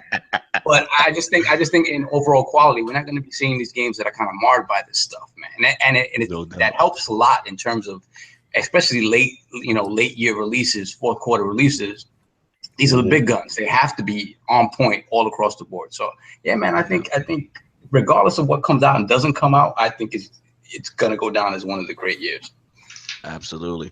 So that's the topic. I want to get over to my brother Lord Ebontis. He's got a good one cooking, and he wanted to talk about game previews and relationship to either the movie and the game industry. What you got for us, Lord Ebontis? Talk to us. Okay, you guys have all seen enough previews and movie things. I actually have a friend who no longer watches previews, and I totally understand why. It was like me, I just watch too many of them. I just enjoy them. They don't really ruin it for me. But for some, it's like you watch a preview even for Marvel's new Spider-Man movie. Everybody kind of get the gist of what's going on in that movie just from the preview. Like, I was like, and part of it's going towards like the Destiny reveals. I would love for them to do it like Star Wars was some of the best previews for Episode 7 that I've seen. It got me, my interest peaked, got me intrigued. I had no clue what was going on. Like, I mean, now, yeah, spoiler alert, 2 years later is basically like Episode 4, but just the idea that I want previews to stop showing as much as they do. And when it comes to Destiny, it's like when they show, oh, here's the April update. Well, here's the full strike that we're going to show you guys. Don't do that. Like, don't do that crap.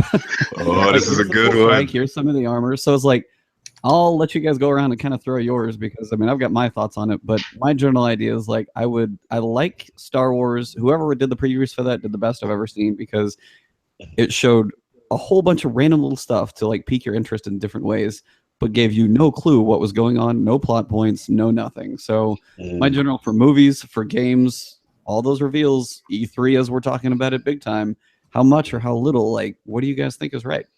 Gotcha. Lord Anchor, you want to jump in? When it comes, I'm sure he wants to jump in on this one. I don't like previews are a double-edged sword because you're trying to get people's attention by showing them enough to get them in the seats or up to get them to buy it. And this was a touchy one because, like, for a movie or something like that, you can do it correctly. I think a good example was like Avengers: Age of Ultron. It gave you enough to know, okay, there's tension going on. Ultron's a robot. He's a bad guy. He has creepy music. That's it. Like you don't know anything. You don't know about the plot. You don't know anything else about it. It gives you enough to put your butt in the seat. And Destiny, for Destiny 2, I actually don't think the stuff they've released is enough because you have to also keep in mind for the people who are not Destiny faithful, who were on the train before and have left, are like, I know what this is going to be about. It's going to be the same thing. They want to see what's different.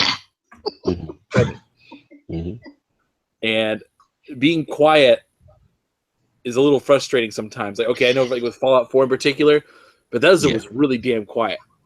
Yes. After they showed off at E3, which it gave you enough to be like, I'm interested, I'm in. But they didn't tell you anything about the story. They just gave you enough, like, here's some systems, here's how this works.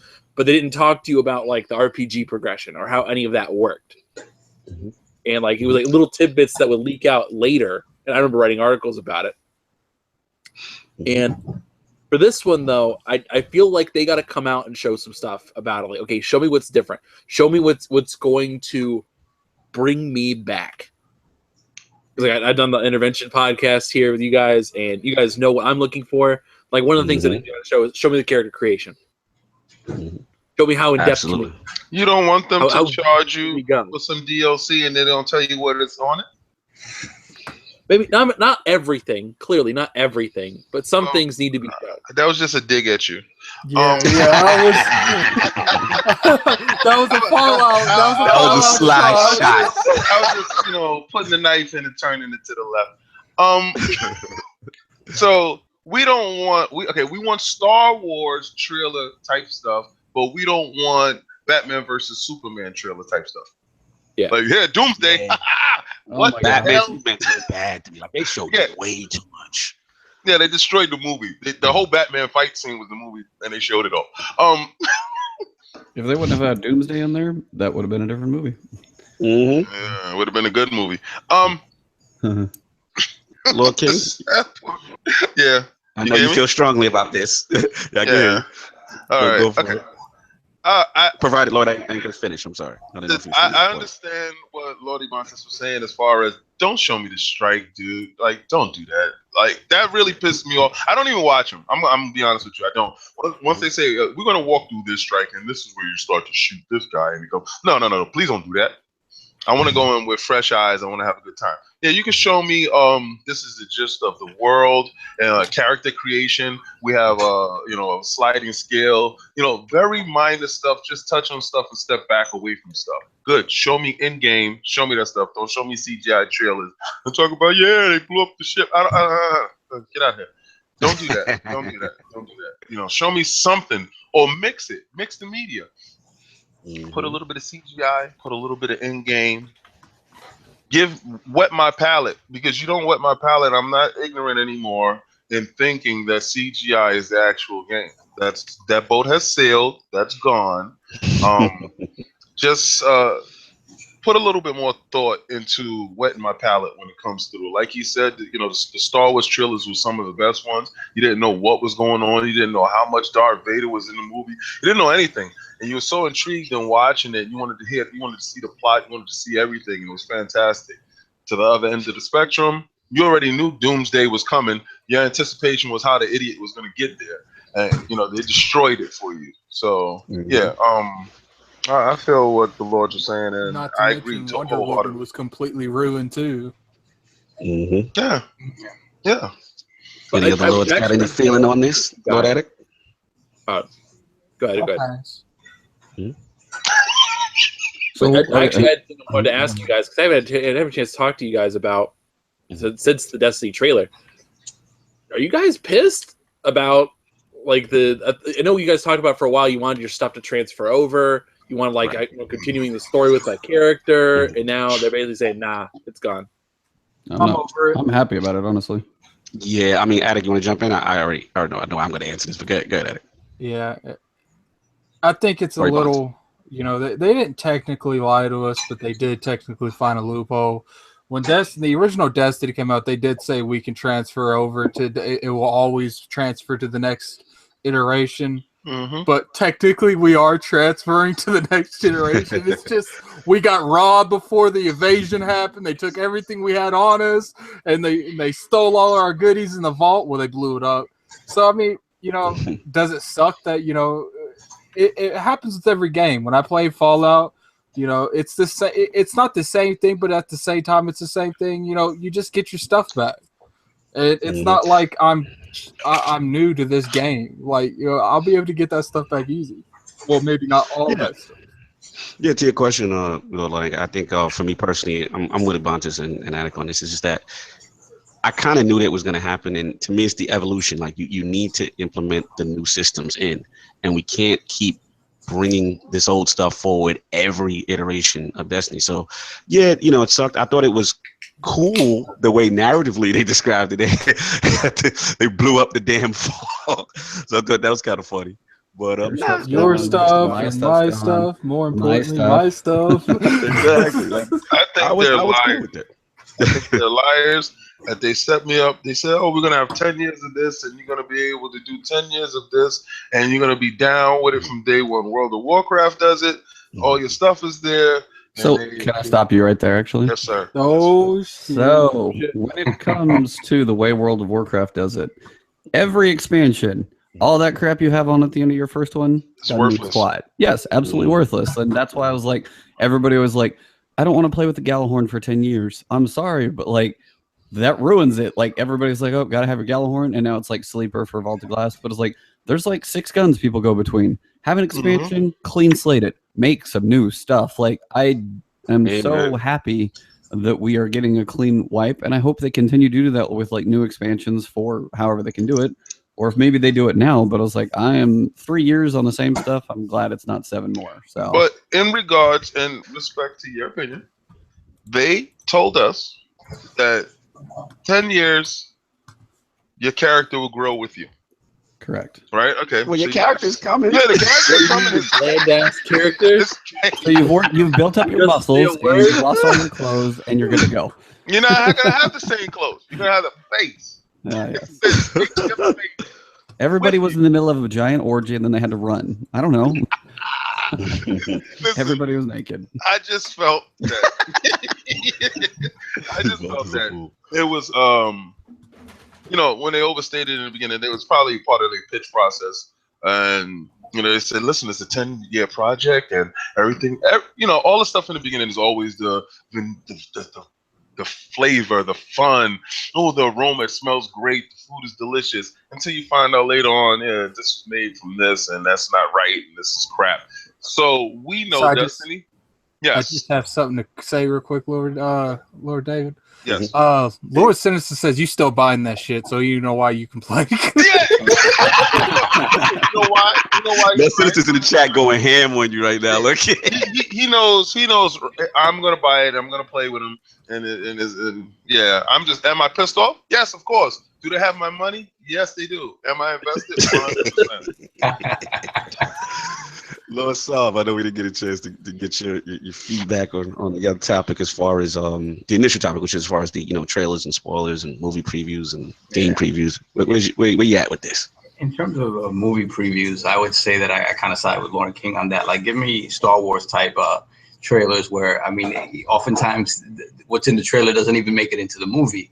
But as long as you give me kind of get me excited about the movie and kind of get me into the seat, yeah, I would definitely, just give me something that kind of passes over the general idea of what the movie is about. Give me some cool action scenes to get me excited about it. Even if that stuff ultimately doesn't make it into the movie, I mean, that's the kind of trailer I look for. When you start like revealing, when you reveal again, you reveal Doomsday in the trailer, like, are you serious? Like, you just like that was ridiculous. That was much. So for movies, that's kind of what I look for, and as such, like, I try when it comes to Marvel movies and stuff like that, I'll maybe watch the first 1 or 2 reveal trailers. Anything beyond that, I try to kind of stay away from. And then in terms of games, I think games have gotten to the point, like, I watch reveal trailers. I watch something that's labeled like, first gameplay or something like that. Anything I think for games, though, they're pretty good about labeling something that's like full walkthrough of this stage of, first 45 minutes of this. Like, I don't want to see that. I will admit this, though. I wasn't going to pick up Skyrim until they did that Todd Howard IGN Play First thing. And he walks up there and he's like, oh, up there. And you see a dragon following that tower. He's like, that's a dragon. I was like, no shit, Todd. But him playing that game made me want to play that game. Now, with games and stuff, I'm very careful when it comes down to it. Like, I try not to spoil anything. Like, I'll watch the reveal, the teaser reveal, and then I'll watch like the full story trailer, and that's pretty much it. After that, I don't really watch anything else. Like, if they show you here's the first level, I'm not watching it. You guys know we about to come up to that world premiere term here in a couple months.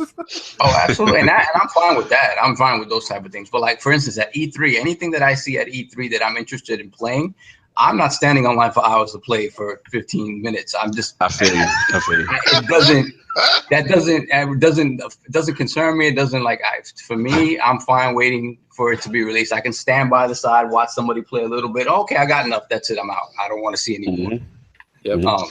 No, go ahead, let's up. That's my stance on that. I'm with you guys. I mean, it's with gaming and movies, it's kind of the same thing with me. It's just like, I definitely like teaser trailers, like just to get a feel and the idea of what's going on. And outside of that, and maybe some story elements, I don't need to know too much more after that.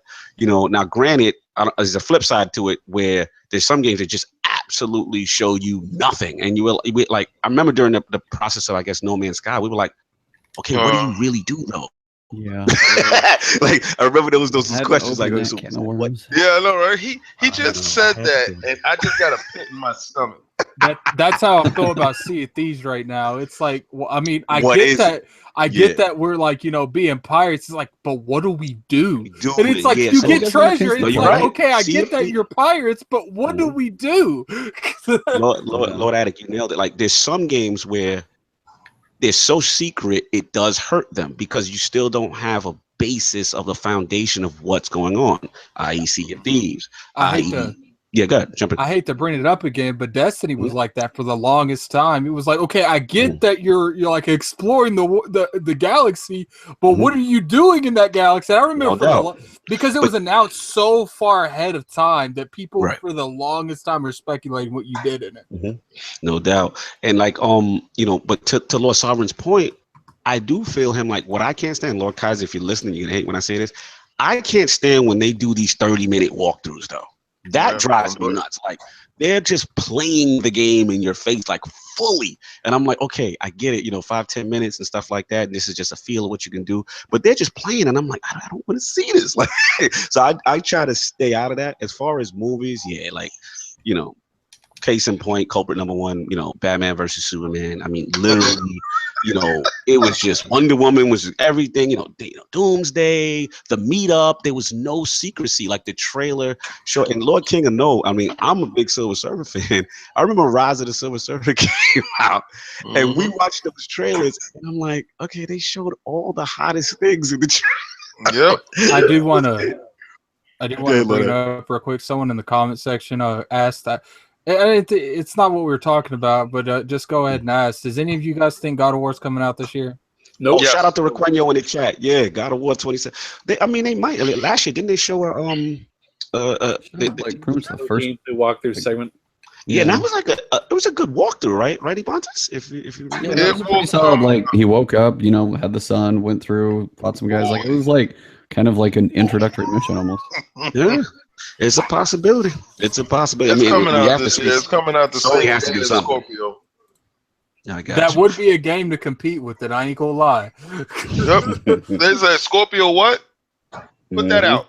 Scorpio's release date has God of War, Red Dead Redemption, and Mario Odyssey. Have fun. Yeah, right?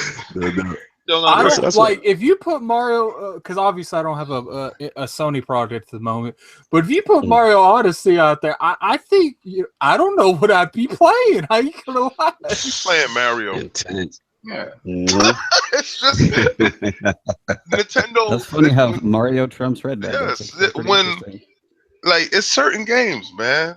Like certain games actually hold your dollar because it holds your heart. So if they said Metroid is coming, I don't care what's launching that day. You're buying Metroid. You guys have got to stop saying Metroid. I just want it so bad. Super Metroid, one of my favorite games. Chrono Trigger, Super Metroid, Mario 64. Those are like my old school games, man. Super Metroid, I can still imagine like, oh, yep, I want that. How did you feel about So what I'm just gonna the stop 3DS tried to do to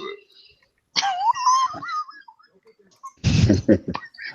What was your question, Lucky? I said, how did he feel about what the 3DS tried to do to Metroid? Oh, that hurt. That hurt me deep in my soul. Yeah, me too. I got you.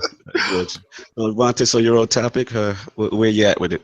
Yeah, I mean, you guys have pretty much covered most of it, of course. It's like the Star Wars trailers. I'd love to see, right? Honestly, they would never do it because, of course, they have all this stuff planned. But I wish, like, leave the trailers as they are now. Maybe give us like another tiny hint more at something. I want that gameplay reveal on May 18th to be as tiny as possible. But picture this for a second as I was sitting here thinking about it. Destiny 2 starts out like Horizon Zero Dawn, basically once you've exited the promo area. You're open, go. Done. I am like, I'll throw my money at the screen. You know you're gonna throw your money at the screen regardless what they play on May 15th, right? Right, Vaughn? Oh, I know. What I actually would love to see is you're out there in the wilderness, you're rediscovering your powers. Like, I want a more open world. Like, if we get that, I am so sold. I was like, I don't know if we can get it, but maybe. I know with the tower destroyed and just like in the open world and creating cities, and I remember some of the leaks was saying stuff to that effect that they wanted to go a different route. So it'll be interesting to see. I want to see if Kate's savage enough to actually try to kill me. I want to see the character customization. The big thing that's got to be done, it is not so much the physical stuff.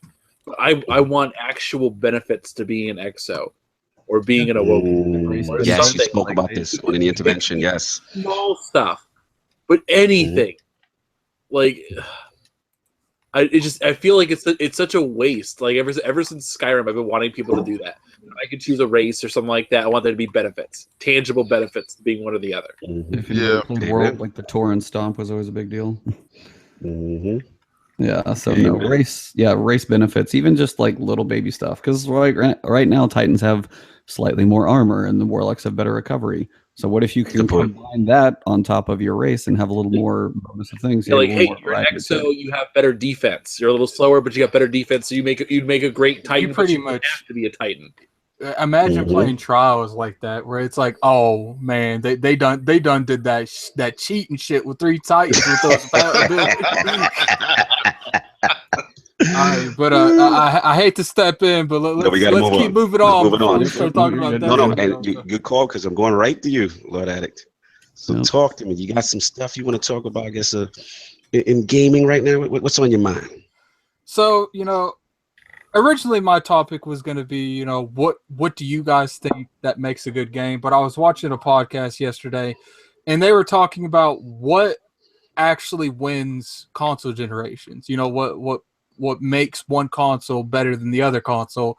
So I figured that'd be a good topic, you know, to come in here and be like, what wins a generation between consoles? You know, regardless if it sells, exclusives, you know, anything of that according. What do you guys think gives a console more of an edge at the end? Oh, can I jump in? All right. No, you can't. Lord Cognito's asking permission. One thing I know we've kind of beat this horse to the ground as far as the whole exclusive thing. You know, I still feel exclusives play a big part, and I know a lot of people don't like it. A lot of people think it's anti-consumer, but from my standpoint, it's just like, okay, from a business standpoint, you have to get people to your platform. There has to be a reason to come to your platform because you can get things that you can't get anywhere else. And I still feel that holds weight, you know, so that's number one. Number two, for me, is also diversity in titles. And this is why I kind of attacked Microsoft before, you know, in the past, you know, as far as the whole Big Mac, large fries, shakes mentality, Forza, Halo, Gears, right? You know, we know those are great, but you have to have those Lost Odysseys. You have to have all these other games that, even though they may be niche to some, these are reasons that people would buy your platform. You know, as far as the power stuff, look, Lord King and I, we old school. We come from that. You know, we're gonna get the best thing out there if it's out. You know, just to see from a power perspective. Gamer. We're gonna do it. I know you're the excess gamer. I know how you do. You know, and I'm a techie. So if there's something out there from a power perspective that makes something look better, you do kind of want to see those differences. Is that the sole reason? Obviously, it has to be the quality of the games. But those are some of the factors. So for me, I generally try to go to a system that gives me those type of experiences. And then the last point is where your friends are, right? Yep. We're all connected, you know, online and stuff like that. So you tend to stick to that platform where all your boys are, so you can party up and do everything up. So that's where I'm at with it. Shout out to Requenyo Preach in the chat, no doubt. That's where I'm at with it, man. With the Lords, you guys give me your opinions on as far as the generation. I'm gonna go ahead and jump here first before everyone else. Mm-hmm. I think the number one thing that helps a console win a console war is better marketing than his competition. Like, you know, regardless what kind of exclusives they have, regardless what kind of features they have, if it's poor marketing, they ain't winning shit. And you know, look at Microsoft. They had poor marketing, poor messaging at the beginning of the generation, and it destroyed them. It destroyed any momentum they had. You know, on the other side, you know, me and Lord Cognito always say, you know, Microsoft's not, you know, they're not going against Sony. They're going against Sony's PR team and their marketing team, because Sony's marketing team took advantage of everything they possibly could. It was like plus. Like, just this is how you trade used games. Yeah, just that alone. I've never seen, you know, that.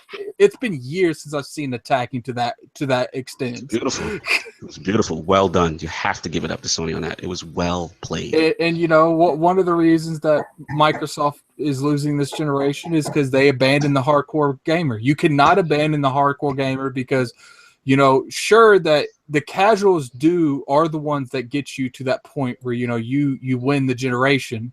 But you know what brings in the casuals? The hardcore gamers. I got casual friends. I'm like, yo, you know, I'm on Xbox. So they will buy an Xbox because I'm on Xbox.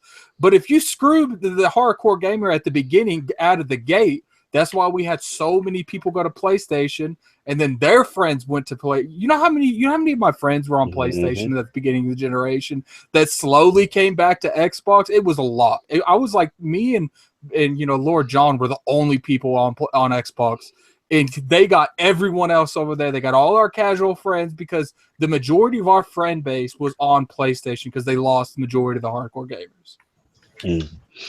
I feel to win the generation, you need to gain the mind share. You need to do exactly what Phil did.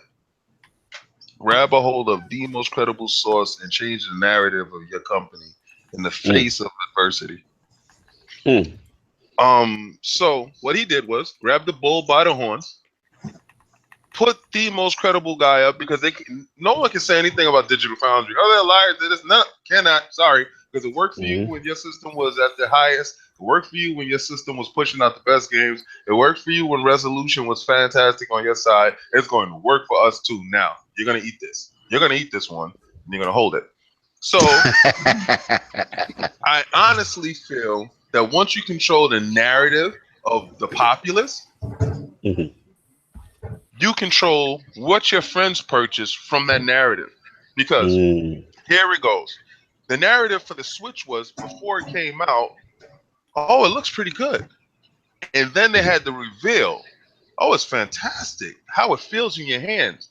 All of us said, yeah, hell yeah, we getting a Switch. Now you got all your friends on Switch now. See, the populace, the narrative of the media, directed you to purchase. So once you control the narrative of the media, and I strongly disagree with you. Credible sources. Once credible sources fund and back your product, you have more confidence in purchasing said product. You don't purchase a product that you have no confidence in. All right, I'll be right back. I'm gonna go get some popcorn because this is really hot here. I already know where this is going. Good. I don't ever believe anybody walks inside a store and says, "Let me get that right there." No one believes in that. Obviously, you have to have some belief in it. You have to have it backed by some credible sources. In a day and age, consumer reports come out, you do your fact finding, you figure it out, and you spread the word to your friends. Your friends look over to you like, yeah, I was in the market for that too. Hey, now 2 people. And it spreads, and your friends join. Once it becomes a group type of thing, then you're more eager to purchase and be part of said group. Populace, mindshare, friends. That's where you feel comfortable at. In a group environment. Who had the counterpoint? Who's that chirping? Here's the one thing about the Switch in particular you are blatantly wrong about is the media did not like the Switch. That's indigenous shit going on. I'm talking about after they got their hands on it. I'm not talking about when it was the speculation part. I'm talking about after the reveal. There's no one that said they touched it, they had their hands on it, and they didn't like it. No, you remember the reveal was back or like last year though. Oh, you're talking about I know what you're talking about. When they revealed it and they showed that trailer, like all I heard was, are those games really coming to Switch? Are those games really coming? I don't believe that. That doesn't look too good to be true. Like it was the same kind of crap that was going on like just a couple days ago. The Scorpio. Yeah, what I'm actually talking about is the actual hands-on. See, that's different though. Yeah, because they weren't the only ones with hands-on though. Yeah, this is what I said this in the chat earlier when I was not here. It was the media hates it when they don't get early access because they can decide the narrative before you get to try it out. Yeah, and Nintendo anticipated this. They made sure other people got their hands on it before the media did. They were like, oh, remember they kept you can see like little things like, oh, so some guy got this thing early, showed it off, like, I got the Switch, or like Jimmy Kimmel gets the Switch before the media does, and it's like they decided the narrative before the media got a chance to decide. For example, I guarantee you, last year when Doom was coming out, the media wanted to shit on Doom so hard. Really? They wanted to feel that way. The problem was it's because there's no review copies that went out. Yep. Oh, that's when Bethesda. You're right. Bethesda don't do reviews anymore. And you know what's funny? I forgot all about that. You know what's funny? Out of any company that could come out there and be like, "We're not getting review companies," Bethesda's that company was like, "Yo, we ain't hiding shit. We just don't want you having our shit." Because it was, and for that particular one, the media wanted to hate on them so hard because of that. But the problem was, it came out on a Friday, and the world loved it before they got to hate on it. Yeah, they had to wait till Monday. Yeah, that is true. And even then, they tried to sort of form. The community already decided, and I think that's what decides a console generation: the community. If the community is on board, meaning the people are on that platform, the populace people are helpful. The people are just. It's a strong community vibe that determines what wins a generation. That, my friend, is the hardcore gamers. That's the populace. That's exactly what I said. Thank you. Those are the only people on Twitter tweeting about Xboxes and PlayStations, the hardcore audience. That's right. Because in that, if you look at it, like look at last year, keep in mind, PlayStation got the exclusives. PlayStation technically had the power advantage, but wanted to use its own processor, so it didn't matter. And the only thing the 360 had was everybody was on that. And the community was there. You could talk to people. Well, the 360 had the power advantage in the beginning. I mean, from a development standpoint, things were much easier. Technically, the PS3 had that, but nobody wanted to use the cell processor. Right. No, you're right. You're correct. You are correct. It didn't really. But that's the thing. It was the fact that everybody was on 360. Everybody was playing, and everybody was talking. That was the biggest issue. And I think it's the same kind of thing now, because once you get that base on there, and they decide this is what I'm going to play, they're there. Yep. And they stay faithful. That's absolutely true. No doubt. Losov, I heard you chirping. Yeah, I mean, it's my answer is probably kind of just bits and pieces of everybody's, because it's true. It's absolutely about the community. I think it all starts out with your initial messaging, and if your initial messaging is something that the core gamer reacts to positively, that's your start right there. Because then what they do is the core gamer takes that information, disseminates it amongst other core gamers and other casual gamers, and then kind of creates that zeitgeist where everybody's talking positively about this thing. So then, as initially when a console launches or anything launches, you have that initial hyperbole around everything. Like, it's the greatest, it's the worst, it's all this, everything, all these extremes. So what happens is that afterwards, it's on the console manufacturer, it's on the first party to sort of be in tune with what that message is that people find positive about your platform, and then continue to make good on that as the talk dies down. And you have to really put your money where your mouth is. You have to kind of be in tune with that and make sure you hit on those things that the core gamer considers to be important. And as it moves on, like everyone else said, the community is going to be there, and they're going to continue to be there. They're not going to abandon you. And I think that's ultimately what wins the generation. It's absolute mind share, and it's people sticking around to your platform from the very beginning. And what I like about that is that more and more that narrative is being taken away from the press, because it's absolutely true. When you look at what happened with the Xbox One, when you look at what could have happened with Switch, when you look at what's happened with kind of the Scorpio reveal, and how people kind of glossing over the important parts of a technical reveal and immediately jumping to the fact that they didn't show any games, it speaks to the fact that the core gamer has to be there and has to sort of make his opinions known, his or her opinions known about said topic and said things, so that more and more the random person is going to these opinions rather than to the IGNs, to the Kotakus, to the to these other sites, and kind of being informed by the people around them, as opposed to people kind of in the know, because it's just not. I think it's a truer message when you talk when you get the community, as opposed to look at the media and stuff like that. So yeah, I think that's what wins a generation. No doubt. Lord Ebontis, where are you at with this? You guys covered a lot of stuff, and community is a big one. I mean, it's like where your friends are going to go. That's obviously huge. I totally understand. One that probably hasn't really been touched on, and honestly, I was kind of curious how they managed to screw it up so bad.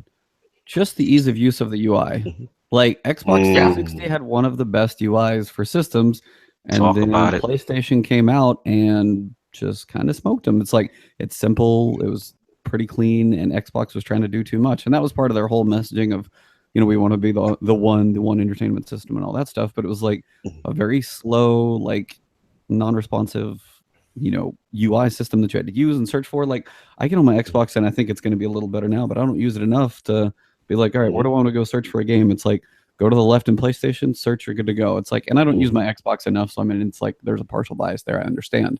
But just the clean, like Xbox 360 was amazing, and Xbox Live was one of the best. I remember when Xbox Live went over to Xbox One, troubles getting in parties. And Party chat, amen. Yeah, Lord Attic had that just problem. like busted for so long. It was like, and I'm sure, and I know it's fine now, but it was like, how do you have something that's so? It's not. Yeah, don't get Lord Attic started. He'll go ham on party chat. But anyway, so it's like, but that's like, how do you have something that is so good on a previous generation, have more power, and already have a base that's there? You're used to it. You probably have the servers and everything else, and you break it. Like, I think have those solid pillars, and when you screw, like they tried too much. It was like, so that was one of those things they tried too much with something that they already had was good and threw it out the door. So it was like, I don't know how they threw that one away, but that's my only piece is just like, have the basic things that are supposed to be easy to do. You guys covered all the rest, but that was just my one little thing to add. Was like, I was surprised when that one went down. Keep it simple. I do want to bring this up real quick. I think the reason the UI for the Xbox is so jacketed and it's taken so long to fix it is because of one word: Connect. Yeah, the system was supposed to be used with the Connect, and when they, and when they unbundled the Connect, they slowly started reamping the UI around the controller and not the Connect.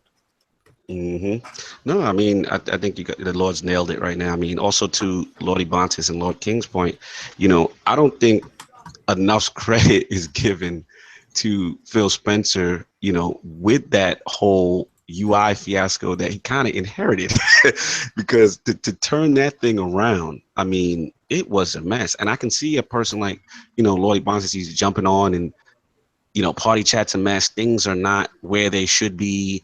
And it's like he said, it's like, if it's not broke, there's no need, to fix it. You had one of the best UIs in the 360 era, and those things play a part. People want ease of use. People want to find things. They don't want to necessarily be screamed at to watch a show or marketing and TV popping up on your dashboard. Sometimes they just want to get to the games and do what they have to do. So that ease of experience and that UI and just that accessibility is something to be said. That's a great point, Lord Ebontis. I do what I can. Yes, you do. Mic drop. Is it perfect? Yep, done. All right, peace. Nope. As a person who's gotten a PlayStation recently, I'm trying out the UI for myself. Like, I totally understand people who were like, the UI is just better on PlayStation at the beginning of the generation, where it was, I get it. That's pretty on point. But now, no. It's just not. I would agree with you. I would agree with you. Okay, maybe it's just me. Maybe my Xbox hates me. You are right, Lord Attic. You are in the preview program, so you are at. Don't give me that shit. I know people that don't have the preview program having my disclosure agreement that you are in the process of. I didn't sign shit. Everybody has that new UI. But you signed that contract that you are subject to. I didn't sign shit. Glitches. I can say whatever I want because my signature didn't go on anything of any accord. You clicked yes. You shut up, Anchorman. But on a serious note, why should we trust you, Room? You lost a bet, a $200. Oh my God, let's bring this up again. Everything. Let's talk about it because we didn't talk about that. We didn't talk about that, man. I'm playing some Rage today. Then I'll be thinking. On a serious note, though, like if you look at it from a straight up menu thing now, the Xbox One, it's just. Let's say you take PlayStation 4's day one menu and you compare it to PlayStation 4 now. There's probably not going to be a whole lot of differences. But if you take the Xbox One from day one and you compare it to it now, it looks nothing like it did. Like, I was looking today, like, I feel like every week I look on this menu, there's new shit on it. I was sitting there looking down, and then I was looking in the My Games and Apps, and I was like, what the hell is members? Subscription and members. And I look at that, and I was like, wow, like it shows you my EA Access subscription and it shows me my games with gold. And I'm like, that's clever. But I think they should put every subscription in there. And it's like when you try to click it, it was like, no, we need money. That way. that's what happens when you're losing horribly, and you're not losing horribly. They're just losing at a rate that these guys are About unprecedented. 50%. Exactly. Sony is on an unprecedented run. It's fantastic that they're doing it. They needed it. People don't understand how dire straight Sony was in with the PlayStation 3 going to the PlayStation 4. If they fumble, let's say the roles was reversed. Microsoft hit it out the park, and Microsoft will be doing these numbers, and Sony was not doing the numbers, and they're doing what Microsoft was doing. Like, because it wouldn't work. If you look at Sony as a company, they needed the PlayStation to succeed. No, absolutely, because the other divisions were proven to not be financially. TV sales aren't good. A lot of their sales, they're in the toilet, and they needed this. If ultimately, go ahead, looking. What I'm just saying is, it had to happen, and I'm glad it happened. What it did was it changed. It refocused Microsoft, because could you imagine? Let's say Microsoft was still winning. Don would still be in position. Bill wouldn't be. Don't bring that name up. All right, so don't get me started about the Don. Moment. That's the kill yourself. Don't get me started with him. I love that meme where it's like a Fallout wasteland, and he puts his hand out, and it's like presenting the Xbox One. It's like a wasteland. He just destroyed. Where is he at? Zynga? What is he doing now? Oh, he loves Zynga. it. Started like that. Yeah. He ruined that too. He destroyed that company. He went over there and destroyed it. Don. So you say, all right, and Don still be in a position, then Sony would be out of the business. Nintendo would come and do what Nintendo does. So we needed this, and I'm glad it happened. And Sony's having a fantastic year. You know, we got the VR because stuff is being greenlit. They have the gumption to stick behind a lot of those games that Microsoft wouldn't greenlight. You know, and Sony, we need Sony for that foresight. They say, yeah, we don't care. They get the game 10 years from now, announce it. This is real. Get a list. And we're gonna get that stuff from them because we need that innovation from Sony. And Sony are pioneers in their own right, and we need to respect it. And I'm glad that they won it. They should win. Absolutely. Competition is always good for the gamer. You know, and that I'm totally in agreement with. So we're gonna wrap up really quick soon. I know Lois Lee had a topic real quick. We'll just breeze through this last one because we're running off a little bit. But he basically wanted to say to the Lord to the table as far as what are our pet peeves in gaming right now? It's getting us upset. Anybody can jump in. I just want to jump in before somebody steals my topic and win like last time. Like somebody stepped in and took my friends away from me. Anyway, pet peeves. just really quick. The thirst level of male gamers towards female gamers. I hate it.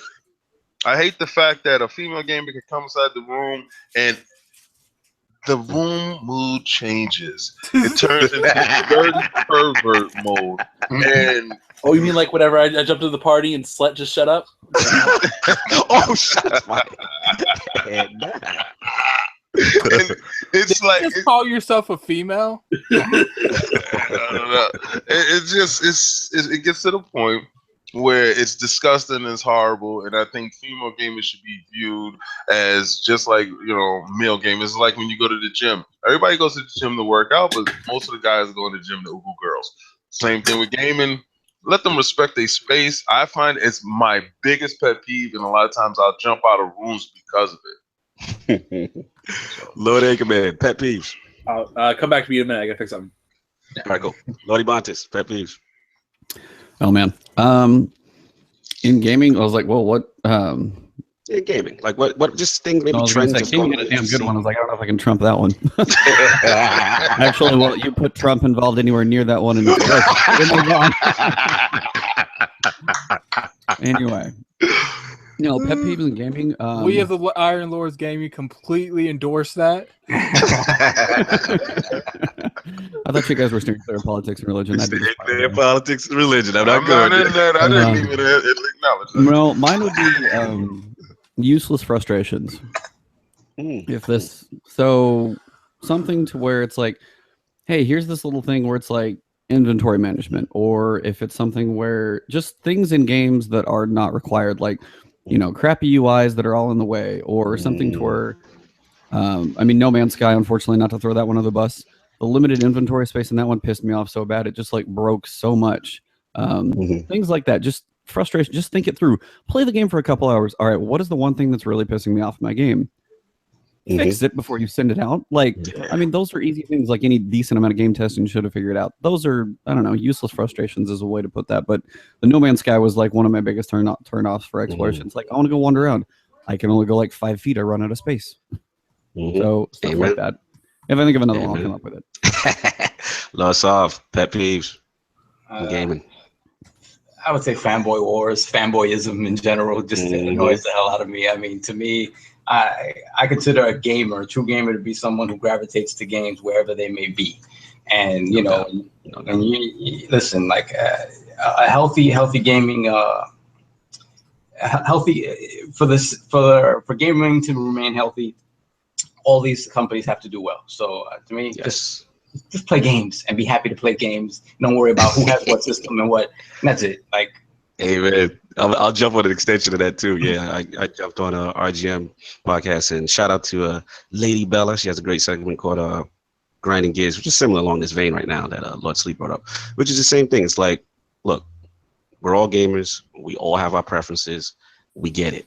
You know, it's okay to say that another platform is doing their thing if it's not your preferred platform. You know, and I'm noticing this generation, including the media, like they don't want to give it up. Just acknowledgement. You know what I mean? Like that's just the main thing I'm noticing right now. Just let's cut the bias out. Oh, I know sometimes, this thing gets like sports teams, and it's, you know, you got to ride for your team kind of deal. But at the end of the day, you know, you can recognize greatness. You can say, look, Sony's first parties right now, they're killing it. Or you can say you come away from that reveal and like, yo, Microsoft right now, that Scorpio, you know what I mean? Like, it's okay. You know, get out of your feelings. You want to play a racing game? Forza destroys Sony every time. Like, I am PlayStation right there. Like Forza, You know best racing game in years, like GTA, or not GTA, Gran Turismo. Every time you crash into anybody, because my dad used to play it and it was like the only game we could get him on. But every time I jump in, it's like bathtubs hitting each other. It's just this hollow thing. I hated that game just for the collisions alone, and it just felt empty. But like Forza destroyed it since like 3 or whatever, how many it's been. So racing games there, like action, like a story game. Like I can't probably, I won't get into that. But like, I mean, there's so many other things. But when it comes to what's good on what platform, just play it all. Be a gamer. Don't be a exactly. Talk about it. Lord Anchor, you better hurry up because Lord Sinister's coming at you in the chat. He said his pet peeve is people not playing games but talking about it. My thing is, part of it stems from the fanboy war lately, but right now, if I had to narrow it down, it's probably narratives.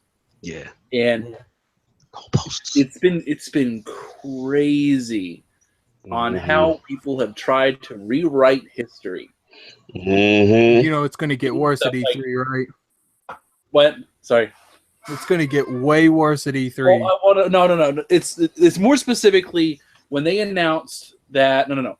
It first started off with Jez Corden and Rand saying, "Hey, there's going to be an event this week," and everybody was like, "Nah, there's no Scorpio event. Nothing's happening this week." And then it is happening. It's Digital Foundry. And then people were like, those guys, they didn't announce anything. They don't know anything. And I'm like, I'm just sitting here like, really? Okay. And then it kind of transfers to, well, Microsoft clearly can't have any deal with it. Digital Foundry can't be working with Microsoft. It was probably Digital Foundry who got a leak. They got a leak on them. They were going to leak it. And Microsoft, they swooped in there and gave them the real kit to impress them. Just like it's this little changing thing. I'm like, okay, it's fine. And right before the reveal event, everybody was getting antsy, and it was just one example was there's a guy in our community who's a real upstanding, great guy. If there was a gaming Jesus category, he would be in the top 5. Lord Cupcake. I already know where you're going with it. He said something along the lines of, Xbox guys had to endure a lot of crap the last few years, and it's our time now, It's going to be great. Be excited. Be a gamer. That was it. And people were just totally flipping out on him. Yeah, and just being like, how dare you say this? Like the Xbox guys didn't receive any sort of pain out through the whole, like, all this time. Like, what are they talking about? I'm saying, like, okay, we're revising history. The narrative now is that nothing happened during the last 4 years. Nothing at all. Microsoft was wrong, and everything was fine. Nothing ever happened. And I'm like, are we really saying this? Are we really? We're revising history. Like, I think I said, like, no, this didn't happen. And people are like, no, it didn't. What are you talking about? None of that ever happened. Like, I seem to recall, you guys did suffer. I seem to recall on several occasions being photoshopped. I seem to recall having 4 attempted hackings from 4 different states. Yeah, you went through it. I do remember. I seem to recall a lot of this crap going down. I seem to recall being called a refugee camp for having an Xbox podcast. I seem to recall it was tough for those gaming streets back then.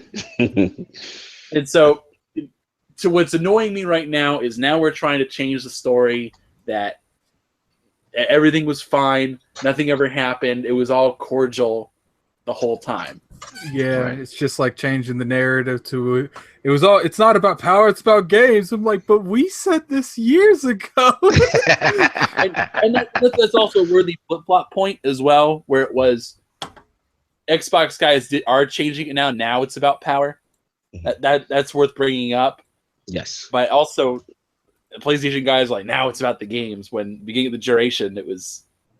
Oh yeah, it's been very interesting to watch. That's why I said it's been a really good week in gaming because besides the fanboy wars and just seeing the media just get involved with it as well, and just to see narratives change and goalposts move, it's been very entertaining. You're gonna see more stuff before this year is done. Absolutely, make you scratch your head. No doubt. I want to thank all the lords today. We're going to wrap this thing up real quick. Great show, Lord Anchor, Lord Ebontis in the build. Super secret guest, Lord Anchor. There you go. Good to have my brother, Lord Ebontis, man. We hadn't had him on in 2017. So, Lord Ebontis, where can the people find you? You can find me pretty much everywhere. I mean, YouTube, Twitch, Twitter, all of it is just look up Ebontis, Ebontis. You'll find me there. Mostly doing Destiny, but I've definitely ventured out doing a little more Neo and Horizon and other stuff, and just pretty much whatever floats my fancy right now. But yeah, you'll catch me doing those. And as everybody says, I do the detailed guide, so my commentary is pretty even keel. So find me there and enjoy. Definitely check him out. He's got some good content, some great walkthroughs. This guy's killing it right now. It's always a pleasure to have brethren back at the table. Destiny con, sir. You already know it's gonna go down again this year too. Lord Anchor, my man, where can find people? We can find y'all. No tickets bubbling right now. Y'all doing real good things. Multiverse, what's going on in these streets, Lord Anchor? Yeah, man. You guys can find me at AnchormanV2, all one word, on Twitter. I talk about random stuff all the time. Monday nights we got the Multiverse show, 8 o'clock. It's a quick little 45-minute, hour-long show. Lots of cool guys showing up on there. We got a guy from Marvel who was on the show 2 weeks ago. Emilio Lopez. Nice. His stuff. It was a pretty good show. Check that one out. Do you get to talk about how bad Iron Fist is? Yo, don't do it. I couldn't resist. I'm sorry. I had to get Lord King and Lord Anchor round up. Continue, Lord Anchor, with your outro. He's just mad that it's better than Jessica Jones. That's right. Thank you. Fire. Yeah, Lord Anchor. What else is cooking? Yeah, you guys check me out there. Tick Podcast Thursday nights. Talk about all the good Xbox news. Yes, we got a couple other shows. If you're into PlayStation, you got Trophy Life Podcast on Tuesdays, and the usual stuff. No doubt. Come check it out. No doubt. And of course, we got the Cognito, more Cognito than Cognito, more in-depth Illuminati, Lord Sovereign. Where can the people not find you?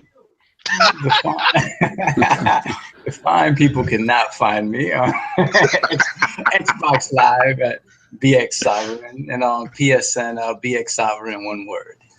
No doubt, no doubt. And of course, the excess gamer, the Lord, who accepts nothing less than a premium experience. How Ooh. expensive is your PC? Then there's the question. Oh no!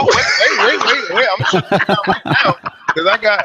Oh, hold on. Because For you're saying the excess gaming, I wanna 1080 hear Ti. it. And I got a 1080 Ti right there. I'm waiting for my next one. Oh man, he's back in the truck. He's opening the vault on us. Hold on. I got You the can have 4K all the screen hardware right you there. want when you can join And the group and hang out, then come back. Yeah, I got the iBuy power, so I'm definitely in that building as well.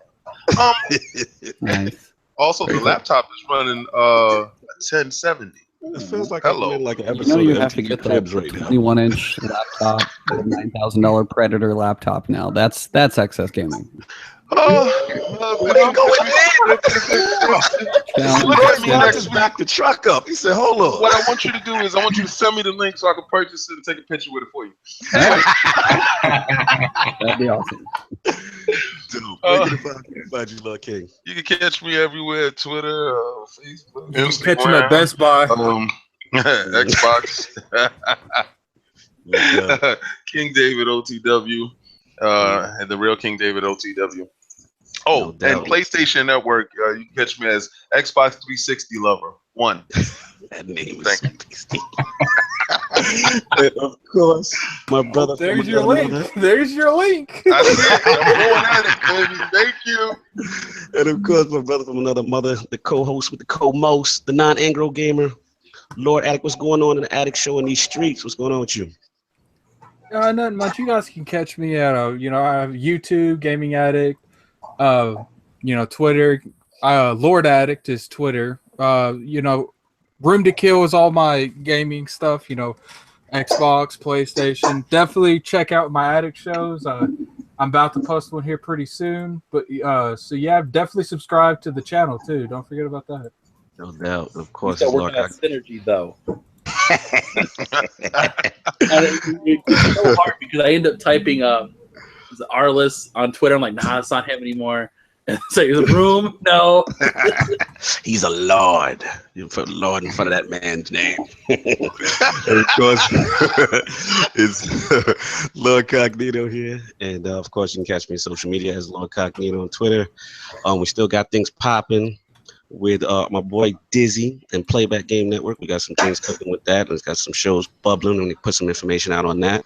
And thanks everyone for the support. And since the transition to going live, we've been loving it. Make sure you like, subscribe. Still the best podcast you never heard. We out here in these gaming streets talking real topics.